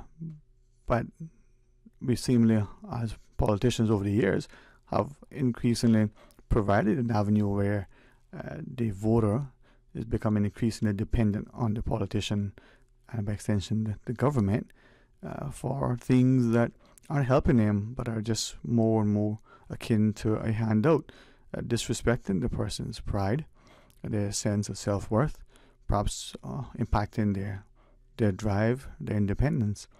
Now, some people are willing to accept something for nothing, but at the end of the day, are they continuing looking at what the cost of that may be? There is nothing, free, as it were. With that in mind, though, are we prepared to look at what is happening in our society? There were parliamentarians in the past who said we were importing poverty. Are we still doing that? Did we in fact do that? If, as an example, as has been alleged by some, that through the, and forgive me for maybe not fully understanding the terminology and the process, but this work permit, PR, status, and other sort of process, if people apply, are we looking not only at what is fair and just, but if someone applies and they are already financially unable to live in what seemingly is a much more advanced economy with significant costs and expectations, if we give them status, do they eventually get to a space where they can knock on the government's doors and say, listen, free healthcare, free education, free assistance because now I'm a citizen? Are we putting ourselves in a very, very difficult position? But not just today, but for future generations. If these people are 30, 40, 50, 60 years old and they're going to live another 30, 50 years or more, how much of that will require significant government assistance for them to sustain that living? Now, some would say, well, it's humanitarian, it's humane, it's the consciousness of a society looking after its own. But if you are, as politicians have shared, imported poverty, well, what happens then? 949-8037, 949-6990, 1-800-534-8255, or you can WhatsApp 925-3261. Now, do we have answers? Or we just have questions? Are we even willing to ask the questions that we have, out of fear that people may malign us for so doing, or out of even greater concern that those questions may elicit even a harder response from others? Are the solutions that difficult that we can't even think about them, or are they, as men have said, Cayman's problems are solvable? We've got 100,000 people relative to the 8 billion that are in the world. We are somewhat, still possess some resilience and some resolve. Now, if there are 1,000 people who are criminals, is 1,000 more than 100,000? If there are 50,000 who are criminals, still equal numbers. And if there are 99,000, surely they're good in this society. And I think all of us would believe that they are more good than they are, others. But if we're not willing to unite and come together, how are we going to address the issues? It is something that I'm reflecting on from a discussion yesterday, and in my mind, a very connected discussion, despite it being a very distinct group of individuals. But if you have, say, 15-year-olds sharing their perspective, and then you have 51-year-olds, sharing it, it isn't that the two numbers have been sort of, inverse. It's the idea that over time you may have had the privilege of life's experiences, and if you are hearing the 50-year-old share similarly to what the 15-year-old, there are a number of things that come to mind. Are these the children and parents who exchange views and one influencing the other? Or is it that the two groups are not directly connected, but they're seeing similar challenges in society? The 15-year-old may still have that a sense of drive and the belief that I can make it better. That Bob Seger song, like a rock. You're 18 and you believe you can solve all the world's problems because you're standing strong, unshakable, immovable. Now, has the 50-year-old become jaded, become apathetic, lost its zeal? Or is it then, and only then, that you start to find your muscle, to appreciate that, 50 is still relatively young? 50 US is only 40 CI when you think about the exchange rate, right? So, what are we doing? And how are we going to do it? And are we going to allow, or whether it's the aspiring despot, or is it the person with the big paycheck and the bank account, Is it a person that has an imposing and impressive voice that booms loudly but really echoes and says very little, but just because they're loud and bumptious? Now, they can be bombastic, but it's just a good song to listen to, not necessarily a mantra to champion. So what are we doing? And if, figuratively speaking, someone gets up in a public forum, whether it's in the House of Parliament, whether it's before the courts as a particular judgment is being pronounced or a case is being adjudicated, and shares a view, will that only resonate within those hallowed halls, or will there be things that help to inform and instruct society? Is it that there is insufficient courage for people to question what is happening in the society relative to its norms, its values, its morals? If, as the caller shared earlier, that in our churches, some of the greatest sort of transgressions are evident, from the willingness to impinge on labor legislation and circumvent immigration control, through the acquisition of jobs for others, to the functioning of business, and not just the immoral acts that we may hear. Oh, no, we can't do that because that's a sin. But that's only you, that is sinning who does it, not the others. Are we going to be willing to hold others accountable? Because we are also being subjected to that same level of responsibility and accountability. Maybe it is the end of days, and maybe the world is in a very, very, very difficult place, not just the challenges. And if you're looking at what is happening, the one or two people globally who are asking questions as to why there is such an increased acceptance of certain things, that the unwillingness of many to not just question, why is it this way? What if we did it that way? What happens when this one did that and there is no sanction? Is it all, as some have shared, an orchestrated attempt to destroy the goodness, as it were, that exists in the world? And if you, like many of us, get your news source from many outlets and look at the happenings across many jurisdictions, and not just subject yourself to the one view that is put forward by that one outlet that you are more favored to listen to, watch, subscribe to, or otherwise. Perhaps broaden the horizons. It's not unlike the books that we used to read. Many of us prefer to read certain genre. If you ever sat and read something that is completely out of your norm, for example, a few of us enjoy reading horror novels. Some would celebrate the authors of Stephen King, and some would think that he's just a borderline deviant.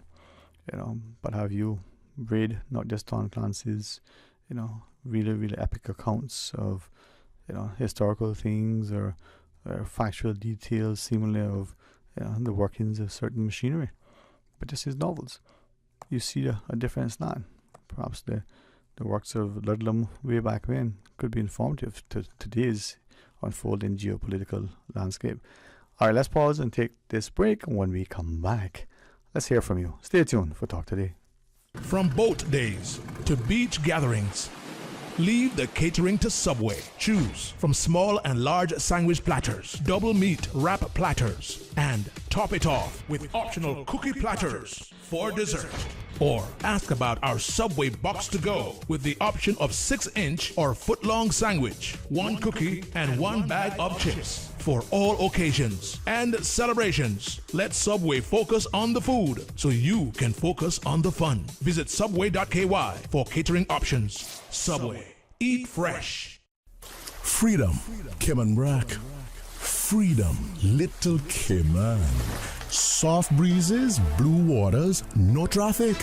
Unwind and rejuvenate your mind, body, and soul. Sister Island Staycations, a taste of freedom. Discover all that our sister islands have to offer.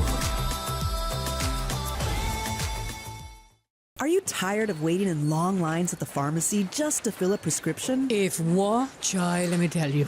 Well, now you can save time and money with ValueMed's online prescription service. Visit ValueMed's new website, valrx.com, and click the Refill Subscriptions button. Fill in your information and choose your preferred pickup location. Or email your prescription refills for ValueMed Walkers Road at rx-wr@valrx.com, and for ValueMed in Bodentown, email rx-bt@valrx.com. Say goodbye to the hassle of waiting in lines and hello to the convenience of online prescriptions with ValueMed Pharmacy. Visit valrx.com to place your orders today. You know, as a little girl, I dreamt of traveling to faraway places and foreign lands. I tell you what though, no more dreaming. This summer, I going flying with Cayman Airways. How blessed are we in the Cayman Islands to have a very own national airline? Girl, you can fly to so many international destinations without the hassle of connecting flights. On top of Jamaica, Cuba, and Honduras, you got non-stop flights from Cayman to New York, Miami, Tampa, and even Denver, Los Angeles, and now Panama. Going to be a little cafe con leche and Hollywood Squares for this old gal this summer. Make your travel dreams come true with Cayman Airways, offering non-stop flights for non-stop adventures in Panama, LA, and many more places in between. For details and to book, call 949-2311, contact a travel agent, or visit CaymanAirways.com. Do you know that conditions may change suddenly in an emergency and you may have to leave at a moment's notice? When a hurricane threatens, you should have a grab-and-go survival kit. This kit should include your personal identification and other vital documents, which should be sealed in a watertight pouch or container. For more tips and information, visit the Hazard Management Cayman Islands office or caymanprepared.ky. This hurricane tip is brought to you by Hazard Management Cayman Islands and Radio Cayman 89.9 FM. Talk to Dick. But I do have some questions. Talk to Dick. Cayman Islands' foremost listeners' participation program. Talk to Dick. Because there are more questions than answers. What the public is saying. Waiting to take your calls right now. Sterling Dwayne Ebanks. Hey, good afternoon. Welcome back. It is open line, Just a few minutes away to the headlines at 2, and then we continue hearing from you. 949-8037, 949-6990. Toll free with the compliments of Flow at 1-800-534-8255. Or you can WhatsApp 925-3261. A quick message from one of our listeners in reference to the employment situation, the rising cost of living, and the notion that in Cayman we're not looking, according to this comment from our listener, what is happening to the country. We complain about the increased costs, but is it that businesses, given that they import, almost everything, maybe they are facing price increases? Some probably can absorb it for a while. Some are probably trying to negotiate with their suppliers to say, well, my customers can't absorb this. There's no way that we can continue to absorb the costs, the profit margins, everything's going up. Some may be trying to find alternate, supply routes and the like. But is it something that the government can do? Is it something that, as a business association, the Chamber of Commerce can weigh in and see how there are avenues that may help with the costs? The other points, from the listener had to do with not just the increased crime and the protection of our borders and the like, but the provision of services within the country for all the people that live here. If it's a question, as someone alleged, this person referenced, saying if unemployment leads to high crime, if the increased prices leading to people's inability to make ends meet, then they are apt to turn to crime. That may be the case that the person shared, but questions to what extent does that speak to who we are as a people, what's happening? If it is that people are here on work permits subject to immigration controls and the like and are not gainfully employed, how do we enforce that? What do we do about it? Well, I messaged back to ask some solutions. Well, let me ask you. The person referenced that there was an enforcement arm not long ago, and you would see them out in patrol, and society used to make reference to it in a light way. But is that something that needs to happen? And if it's not happening, why is it? The person last view was to do with, I hope it's not, I think I read it correctly.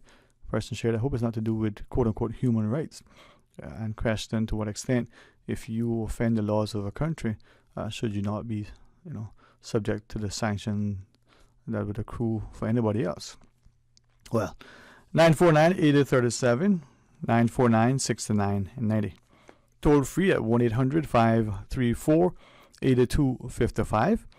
Or you can WhatsApp, you can call, or you can send us a message, whether it's a voice note or something that we will read, because it's printed somewhere there on the screen. Hey, it's 925-3261. Now, with that in mind, we had a quick comment from a listener, and I was trying to ask the person, well, what is it exactly that is being sort of shared there? What's that you want us to relay? And their response was, their concern is that as the country is looking increasingly at its expenditures, now I don't know the particulars and just the cursory part of it. You heard proceedings from Finance Committee recently where the expenditure at the HSA or through the health vote increasing from 800,000, 2 million, whatever it was, to 12 million. It was a significant increase due to testing for COVID and the like. Now, if these are health issues, we need to make sure that it is something that we are able to fund. But the person's comment was, how are we to ensure that those expenditures were legitimate, and in anticipating that it could happen again, are we able to continue to meet, significant increases in unexpected, expenditures? The person's comment simply is that as we continue to grow our population, are we prepared to realize how much more money a government may have to spend in order to maintain the economy, the provision of roads and schools and housing and healthcare and the like? Now, I asked, in the exchange, but is not part of the government's function to grow an economy, to provide opportunities for the people in the country? The person's response was simply, but if we're doing that by bringing people in to invest, who then bring in foreign workers to build the physical plant, to staff the business once it's up and running, are we really benefiting the country? The other point the person question is, to what extent are people who are not physically in the jurisdiction working in other places but benefiting from the employer's paycheck that is based here in the Cayman? We know that was an argument put forward by many in the legal profession relative to what was then the Legal Practitioners Bill. We've seen the subsequent amendments and passage of that legislation. But I think the individual was just questioning generally, given that we can work almost anywhere and serve our clients with the requisite sort of professionalism, competence, and resources. The person gave us an example, the notion that if you pick up the phone here in Cayman, whether you're calling your bank, and it could be during opening hours here, that call could be answered in some part of Canada or some part of India or some other part of the world. Can employers here also be employing and outsourcing much of that work? Well, let's take this call. Hey, good afternoon. Welcome. Thanks for calling. Hello, Mr. Stockton. How are you doing? All right, man. How are you? Good. Not bad at all. Good to hear from you. Yeah. I want to join in something here. I just put up some food for thought. We sit here and we talking about cost of living. What are we gonna do about the cost of living to make things more affordable for the people that live here? And I want to ask you a question. What do you think that could be done? to do that? Is it bringing up the minimum wage? Or what do you think that can, that in your opinion, can help the situation? Well, I appreciate you asking the question, because I think increasingly we need to ask these questions and answer. And if you don't mind, many of us will think, well, if we increase the wages, the salaries that we pay the people, they'll have more money to be able to afford it. But then, where's that pay increase going to come from? Wouldn't the employer, the supplier, have to increase prices to pay for that wage increase, which could then lead to demand for wage increase to pay for the increased price, which leads to demand to pay for increase, wages, and then you see the circular effect of that impact, right? So my thought process is the exact same. So it's a fallacy to think that the golden bullet out there is to raise the wages, when of course employers will have to pass that on, and which of course then you're back to square one again. Right. All right. Okay. So we sit here and we wait for government to come up with bright ideas to do these things and how we're going to do it. The only way we can drop the cost of living on island, Dwayne, is for the government to do what everybody else in their household have to do and tighten up the belt and stop wasting money. Saving it, right? Penny saves, a penny earned, right? Right. And put that pass on to the people that live here. Okay? Because if they continue to spend money on things that is unnecessary, right? Who pays for that? We pay for that. We pay for it, yeah.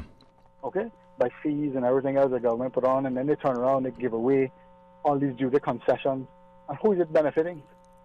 How much Caymanians get duty concessions, I want to know. As a matter of fact, how much of us Caymanians get help when they try to do businesses on this island? I can tell you I'm in a struggle now with the government trying to get them to do something that I think is beneficial to the whole island. And everybody else I talk to think is a beneficial to the whole island. To try to produce food and bring food here for a levelized cost. Right? Obviously things like that they don't want to do. And I for the life of me, I don't understand why. Right? Okay? And then I turn on, I read in the news that they want to ban single-use plastic. And the reality of this is that, okay, we can say all these sound bites. Is that going to affect your life? And if single-use plastic was to be banned tomorrow? Will that drop your cost of living? Will that make you pay your light bill or feed your children? That's what I want to know. Right? So who is that really benefiting? And then when you do that now, right, and the restaurants put up their prices because they have to buy a more expensive product, then what happens then? Right? Do these people actually sit down and think about these things? But is it that it's the low-hanging fruit? Is it to appease a particular conscience? That's not even a low-hanging fruit, Dwayne. Okay. Right? The low-hanging fruit is to tighten up government belt. Let's see if we can produce our food here to make food affordable for people and put more money in their pockets. That's a low-hanging fruit. So you have people like me out here trying to do this stuff. That's a low-hanging fruit. It's I guess in this truest sense, food security is national security. But I can tell you why it won't happen. Right? Or if it does happen, I'll fight tooth and nail for it and give an arm and a leg and everything else. It won't happen because of the way I talk. Right? You know what I mean by that? Well, that seems to be an unfortunate sentiment. We discredit and discriminate against our own. For anybody that's not clear about what I'm trying to say, is because I'm a Caymanian. If I flew in here on a plane, I would have had it finished already. Yeah. Let me ask of you, and it's unfortunate that we are at the news, but I want to interject and sort of interrupt your train of thought. Do you want to continue the conversation after, or want us to call you back? Yeah, you can call me back, no problem. I'll answer you. Okay, all right. Let me get Susan to do that, and then we can get right back to you. Thanks, man. Today's biggest news. Radio Cayman. Your voice, your choice. Local, regional, international. This is headlines from Radio Cayman's newsroom. Today's biggest news. The Cayman Islands Airports Authority, which operates Owen Roberts International on Grand Cayman and Charles Kirkconnell International on Cayman Brac, holds its semi-annual Foreign Object Debris Walkabout. The team traveled to Charles Kirkconnell International for the Cayman Brac FOD Walkabout in mid-June, along with CIAA staff, employees from Cayman Airways, the Fire Service, Flowers Air Dispatch Services, and Airport Professional Services, joined to walk the runway and other operational areas of the airport to make sure there was no debris. A similar exercise exercise took place on Grand Cayman, which included Southwest Airlines. There are multiple inspections on an ongoing basis. In international headlines, a representative of BBC staff in Cairo on a 3-day strike for equal pay with colleagues across the Middle East accused the broadcaster of gross discrimination today. The North African country is in the midst of spiraling economic crisis, with inflation running at record high and the currency depreciating. Facebook parent company Meta Platforms has built an artificial intelligence system that rivals the likes of ChatGPT and Google's Bard, but it is taking a different approach. It is releasing it for free.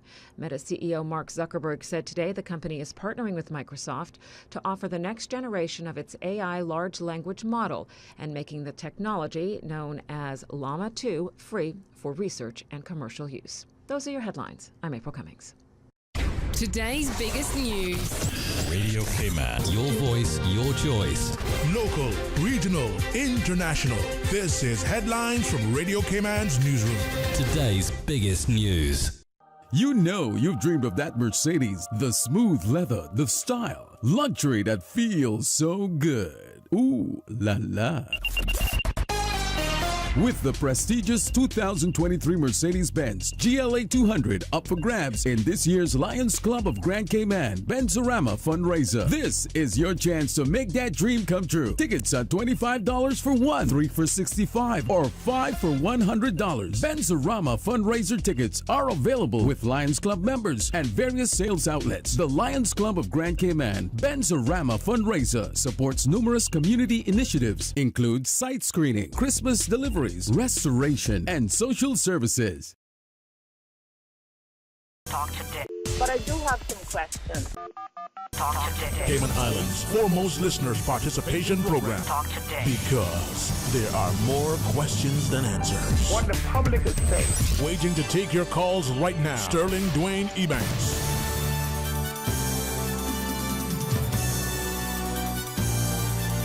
Afternoon, welcome back. It's open line, and we certainly appreciate this caller's not just time but perspective. Hey, thank you for holding on, man. How are you doing?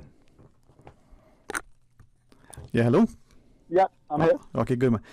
As we were going into the break, you shared something that seemingly is something that has been said so often that I'm wondering, has it become accepted that if you're a Caymanian in Cayman, and when it comes to your government or the banking sector or the private sector or anything, you have a more difficult time to get ahead, to get your financing, to get your projects approved through planning, to get all the things. But if you're a foreigner coming in to invest, not only is the red carpet rolled out for you, but you can walk away with everything. Is that seem like a generally accepted perception?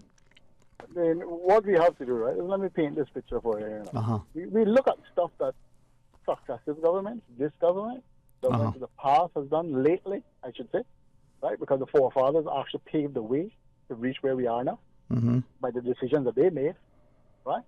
Now we are in a phase where a new era is taking over, and we're making these decisions, based on what? On who? And these are the questions that are always asked. But yet still, Caymanians go to the polls and vote for these same people, right? Or different people with the same ideas. Nothing has changed, Could you tell me one thing in the past couple of years that's been through government ministries that actually affected your life positively that has changed? But and to make it easier for you to live here as a Caymanian? I can't share any with you, And I watch people today suffering, Caymanian suffering. But what this government need to understand is this, and this government and come after these have to understand is this, right? I sit down here and I listen to what we're trying to do here. The previous government spent tons of money on an airport, right? And couldn't even put in jetways so people don't have to get wet with all the money they spend, right? They took down the one thing that made Cayman unique, in my opinion, right? You just go up there and sit down and wave the people coming in, wave the children and family coming in from the airport. They took that away from us. Yeah. Right? That was too good for us, Cayman, to take that away. Because somebody else designed that and it wasn't a Cayman, I don't think, I hope not. Right? Then they turn around now, okay? And you still have to walk on hot tar now to get to the airport, right? After spending all that money. Now I hear them in snippets now talking about building a new private airport for the private planes to come in. Who's that benefiting? Well, I have a jet at home, Do you have one? Right. And then extending the airport out again. Who's this stuff benefiting? Right? Is that feeding the man on the street and having food to eat? Is that paying college fees and school tuitions and healthcare issues? Is that what that's doing? Right? What that's doing is putting us further and further in debt. Right? Because the government continues to spend money and they put us in debt while our own people that vote for these same people out there suffering. And they're not doing anything that's touching the lives directly. Right? I'm tired of them going around and giving turkeys and postcards. That don't help anybody.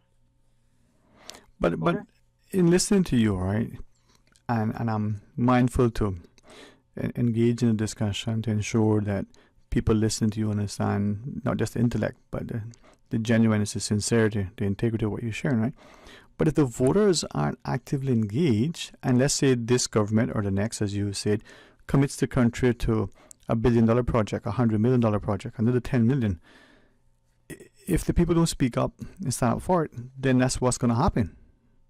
Well, they engage, and they were engaged because all of the fallacies that was painted in your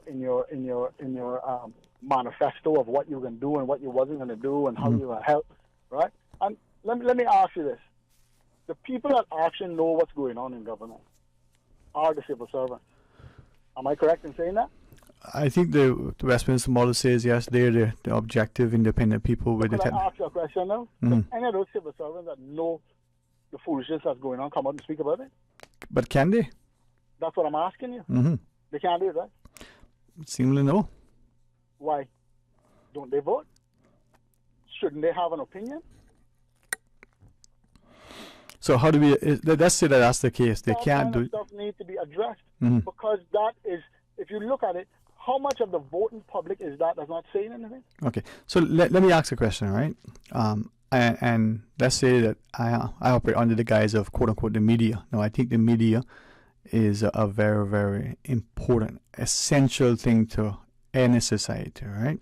It needs to be professional, it needs to be impartial, it needs to be objective, reasonable, responsible, rational, all those things, right?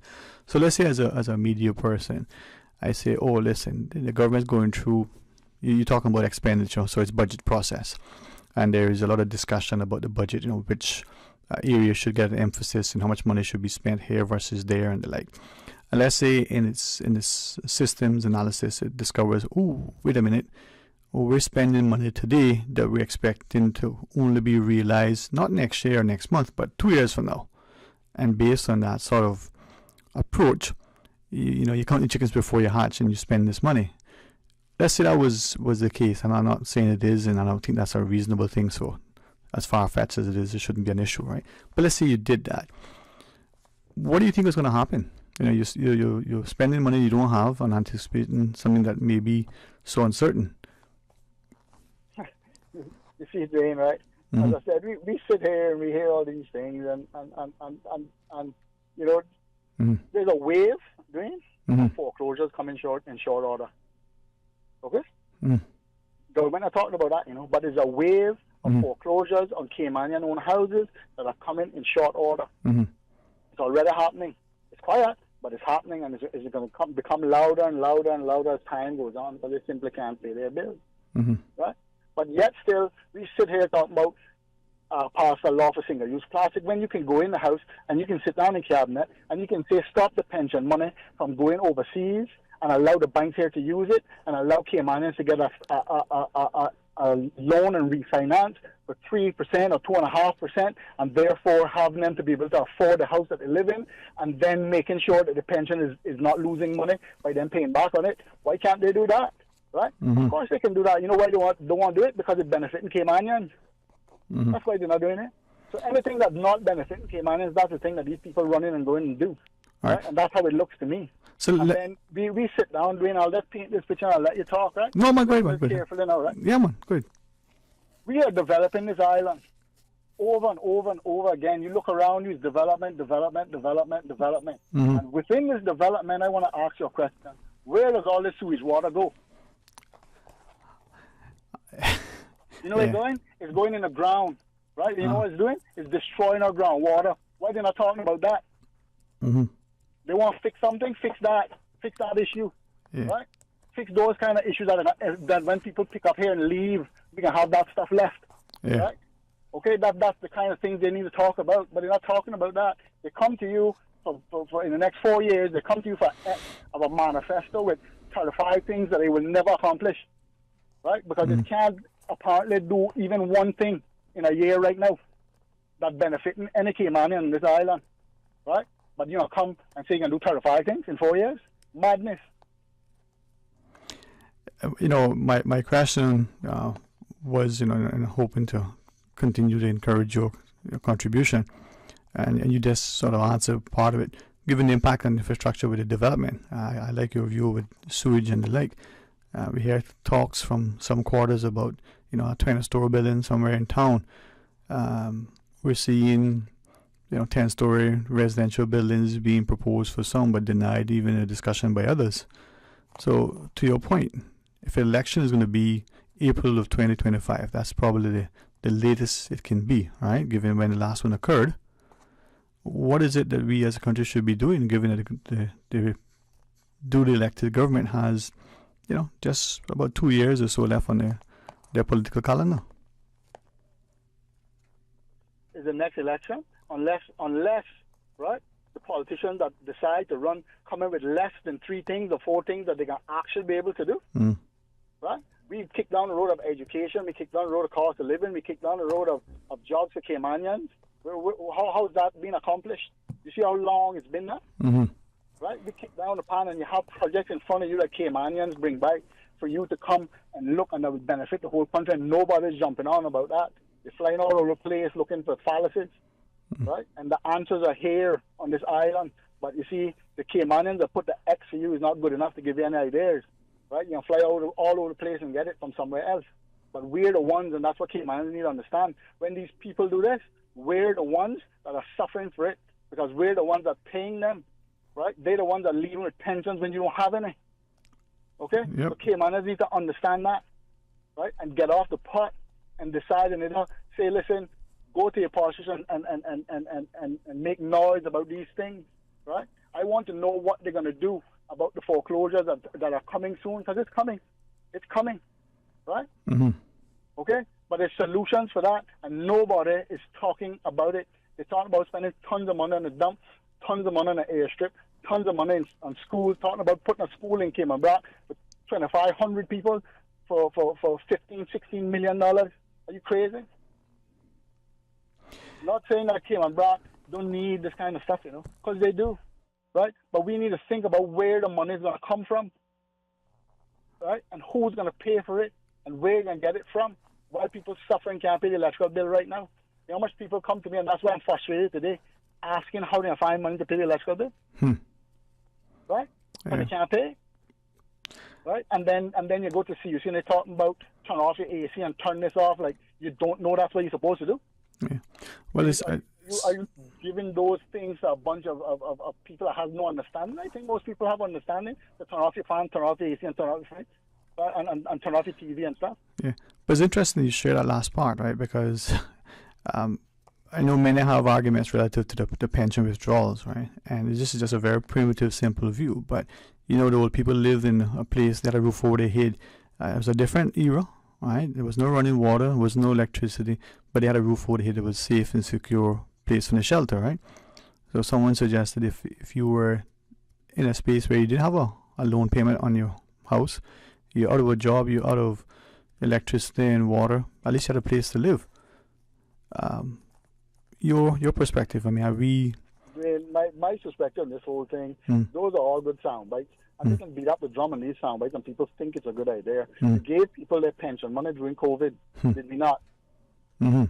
But a lot of people, those people that had that, a lot of Caymanians at that time went out and bought land and put it into property and buying property. The same ones that can probably lose the property now that we're talking about, right? Okay, so I mean the pension money gone and the property gone, right? And now we're talking about them pulling more pension out that they're not going to have, and they're already not going to have a pension because 5% is not enough to support you in this. And Cayman is one of the third highest to live in the whole world, right? So those are the things you need to think about. So what do?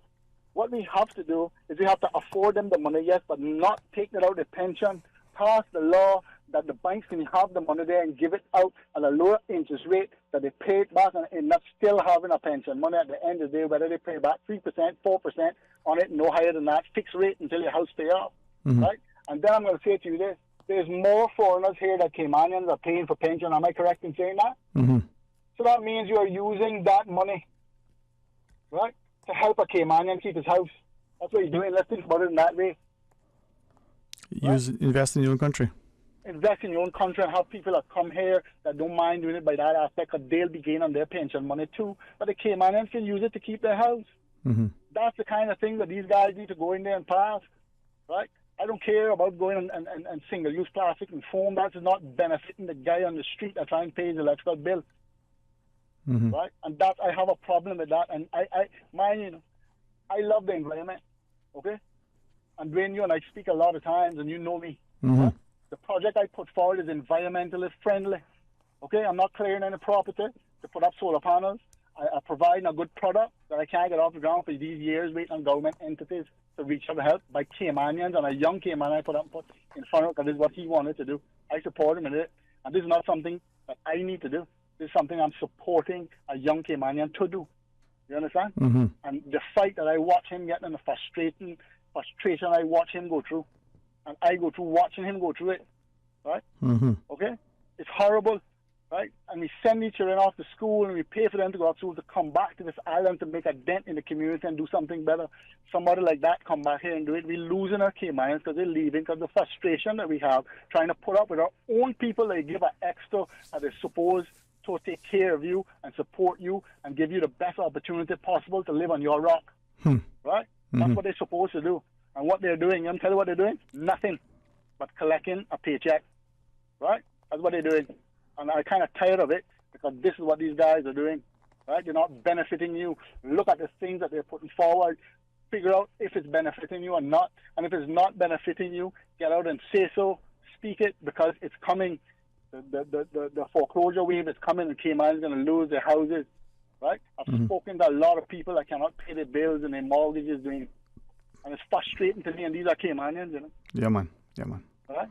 Anyway, I won't take up any more of your time. No, but thank you, man. And I'll leave this with you. Someone shared this says, you only fail when you stop trying, so keep trying, my friend. All right?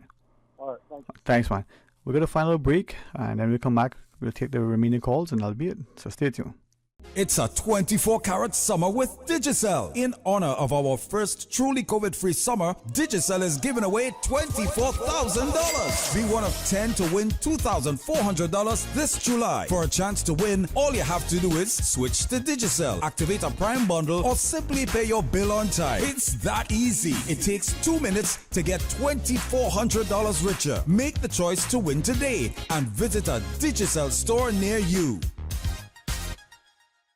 You know, as a little girl, I dreamt of traveling to faraway places and foreign lands. I tell you what though, no more dreaming. This summer, I'm going flying with Cayman Airways. How blessed are we in the Cayman Islands to have a very own national airline? Girl, you can fly to so many international destinations without the hassle of connecting flights. On top of Jamaica, Cuba, and Honduras, you got non-stop flights from Cayman to New York, Miami, Tampa, and even Denver, Los Angeles, and now Panama. Going to be a little cafe con leche and Hollywood Squares for this old gal this summer.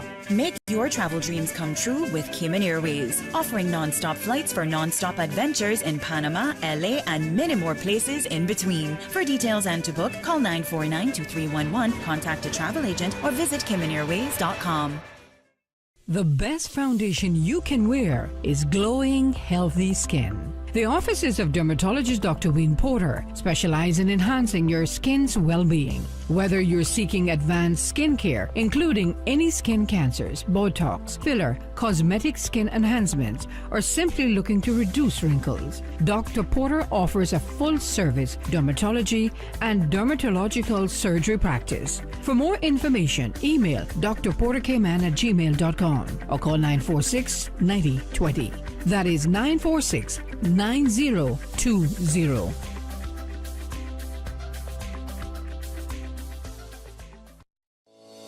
Are you an entrepreneur with a groundbreaking idea? It's time to launch your startup and access the ultimate springboard to success. Introducing Launch Labs Incubator by Enterprise Cayman. Ignite your potential and get pitch ready for angel investment. Tap into the Cayman Enterprise City Network and vibrant community of like-minded innovators. During this 12-week program, access expert advisors in a collaborative co-work environment. No cost to participate thanks to CEC. All startups encouraged to apply. Visit enterprisecayman.ky for details and don't miss the August 1st deadline. I think I'm gonna search the town and get lost with a girl who can fill me right up with her charm. Friends of Jamich presents a fundraising beach barbecue on Wednesday, July 26th at Coral Beach. Live music by J.R. Douglas, Tropical Days, High Tide, Musical Crew, DJ Alec, Mixmaster, DJ Martino. Gates open at 4 p.m. till 11 p.m. 2 for 1 happy hour, 4 p.m. to 7 p.m. Proudly sponsored by The Caymanian Times, Monster Media, Radio Cayman, Young Blood Production, Coral Beach. Part proceeds in aid of Jamich cancer recovery.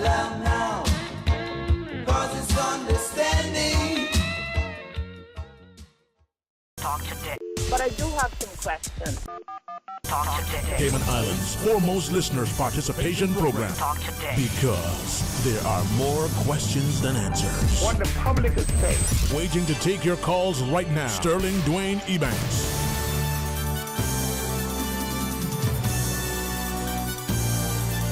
Hey, good afternoon. Welcome back. And with less than 9 minutes to the program and 3 callers in line, these are the final 3 callers. Let's take them all. Welcome. Good afternoon. Good afternoon. How are you? Welcome back again. I try to hurry up. We're calling him my little classmate, 1990 classmate, powerful people. So I hear. Yeah, Kerry. He got his farm. I think it's a container thing or something like that.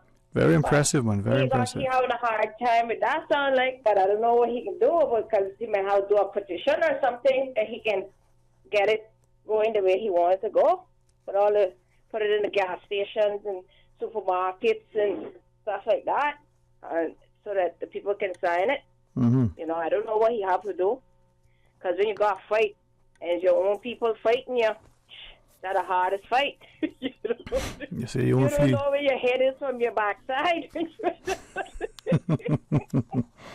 Mm-hmm. Oh God, that's all you could do is just laugh and pray about it, because let God deal with them. If he finish with how you gonna be bad, But like I say, I always think about how people can come here from other countries and they can get together and they can have such great big parties and enjoy themselves and have a good time, And our people, we can't even get together.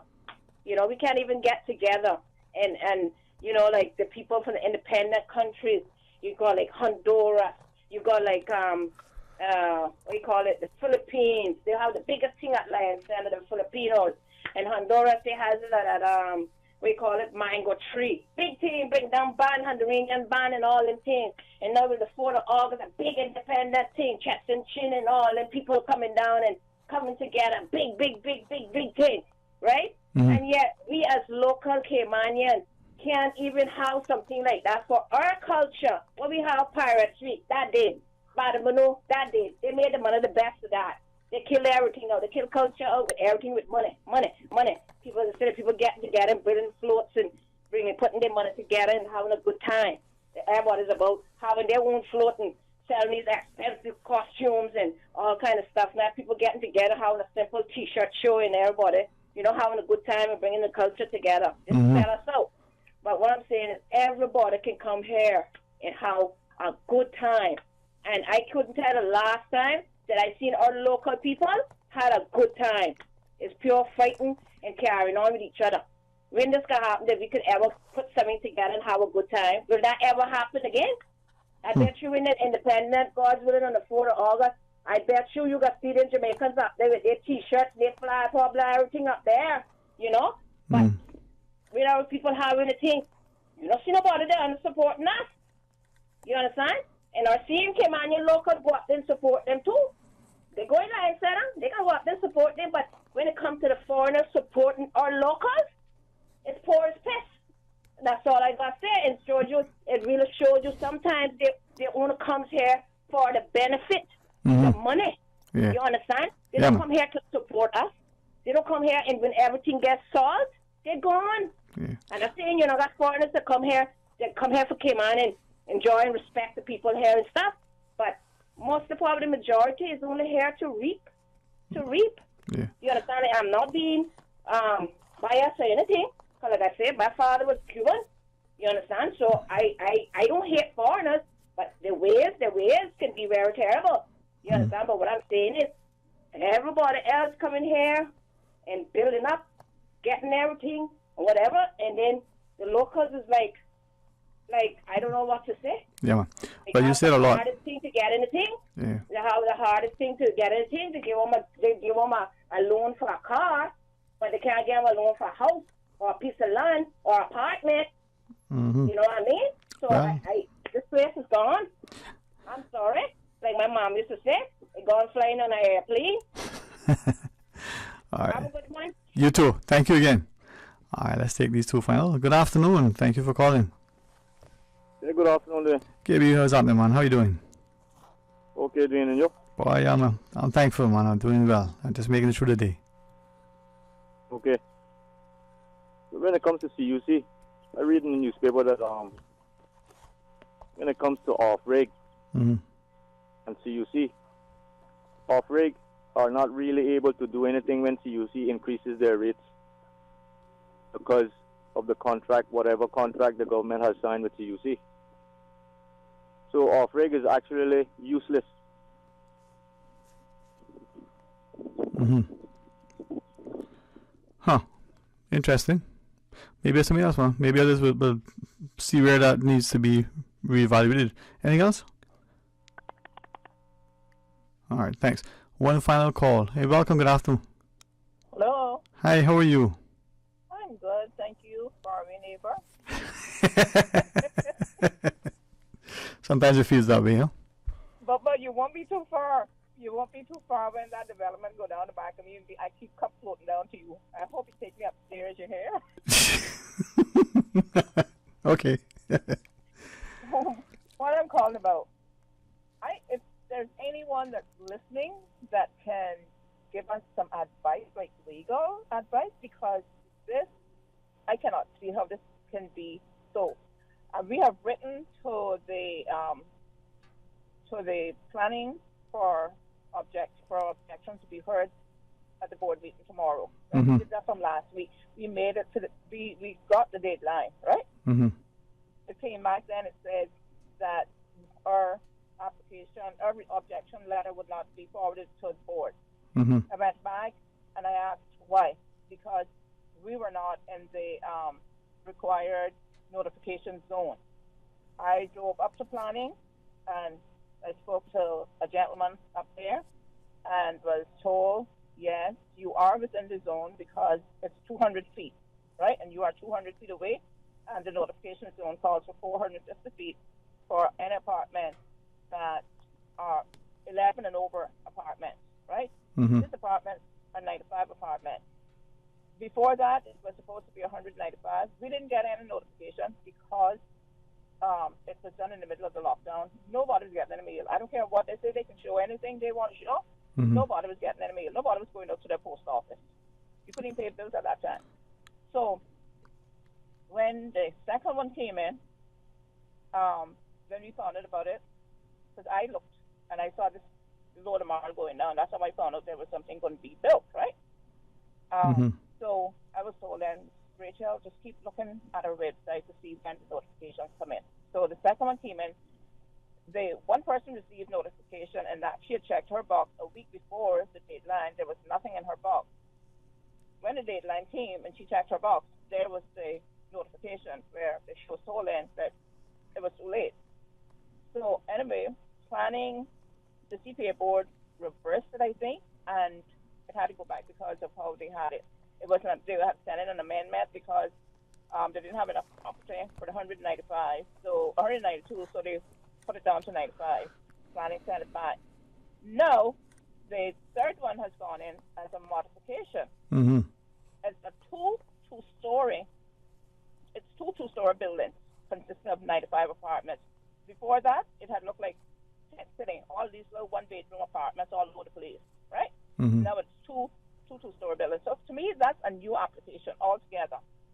When we wrote in about it, we were told, no, we couldn't, our objection would be forwarded to the board because we didn't fall within it. So when I went back to him and I said, yeah, we did. He said, no, the developer doesn't have to notify you all. It's only those directly, besides theirs, which of course would be the cows. Maybe I'll write a letter for them. So I said, well, can you show me in the law where it says? Because my understanding is the new application, amendment, and modification all fall under the 450 feet. And so please show me in the law, right? Mm-hmm. I waited for days, and I didn't hear anything. You know what I heard? When I contacted the ombudsman, and I told him, I said, I will be going to the ombudsman because you are refusing to answer my question. I asked you to show me, to direct me to the law that said that it was, that this developer didn't have to do it. So now, then he comes back now, well, the standard arrangement with that the planning has is like, they don't have to do it because it was something like, okay, for too many, like, to avoid having too many letters going out. I'm like, well, there was only 4 of us that was objecting. So how many letters what kind of work could that, Mm-hmm. So I haven't heard anything, and this thing is going to the board tomorrow. Mm-hmm. And I know that when it happens, because I don't care, I had spoke to the minister, Dwayne Ebanks, about it from the time I saw the first load of Mar go down. And I explained everything to him. I grew up there. I've lived there 55 years. Mm-hmm. And we saw how it used to flood before, but because the road was all level with the land, it just used to go across the swamp, so it didn't last long. Mm-hmm. But after the road is built up, then they put us in a valley. Now this developer has gotten permission to either fill his property in 3.5 feet to 4 feet. So if that happens, then we're not going to be in a valley anymore. We're going to be in a gully. So I don't care what the minister, he said on the radio the other day, the NRA and the developer working to help us. They can't do anything. The only thing that they can do is to raise our homes and raise our foundation so that our bill can match theirs. That's the only thing that can be done. And as you shared, I mean, that property was, I guess, talked about as being seasonal wetlands and there for the migratory birds. So keep us posted on what's happening, all right? Yeah, but you will soon know when you hear me back up against your door next week in the house. Thank you. All right, take care. And respectfully, thanks, Miss Susan, for the extra 5 minutes or so. I know, I got distracted there. It's important for our listeners to have an opportunity to have a voice. It is about listening as much sometimes as talking, but when you do talk and you share from an informed perspective, and like that last call and many others, they're speaking not just from an informed perspective or with an impassioned plea, but with a clear consciousness of what the community would be like when the country ignores some of its deficits, when it's plagued by problems that we are seemingly unwilling to proffer viable solutions. We may blame the political elected, and they may be deserving of blame, but it is us who at the end of the day have to live, work here. And if at the behest of others we're willing to abdicate our responsibilities, if it's a lack of courage and conviction that we turn a blind eye, well, woe be unto us through our failures to advocate for future generations, recognizing that it is our own futures that are being affected, but are very present now. The service and sacrifice of our ancestors could not, in this day and age, go unheeded. But we seem to have been increasingly disrespectful.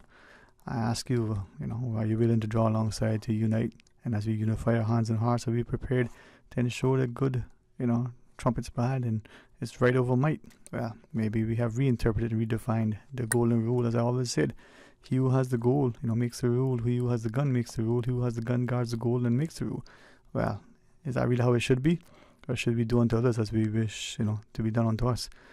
Well, we can stand tall in stature because we are men and women of integrity, or we can be blowhards and bumptious and bombastic and with little fanfare we go about doing things, or we just that imbued with a sense of vanity. Boy, my heart today is very spinning. My hands are... Anyway, tomorrow, my friends, please join me starting in the morning for the record. Come back for talk today after the midday news. If today is Tuesday, that means tomorrow is Wednesday. Let's promise and pray to be a part of it. Until then, be blessed. Talk Today is brought to you by Subway. Open 24 hours in Countryside, Anderson Square in Georgetown, and Centennial Towers in West Bay. And by the Ministry of District Administration. Explore your history. Explore your land. Explore your sister islands. And Cayman Airways. Call them on 949-2311 to book your nonstop flights to Los Angeles and Panama. And Digicel, Cayman's bigger, better network.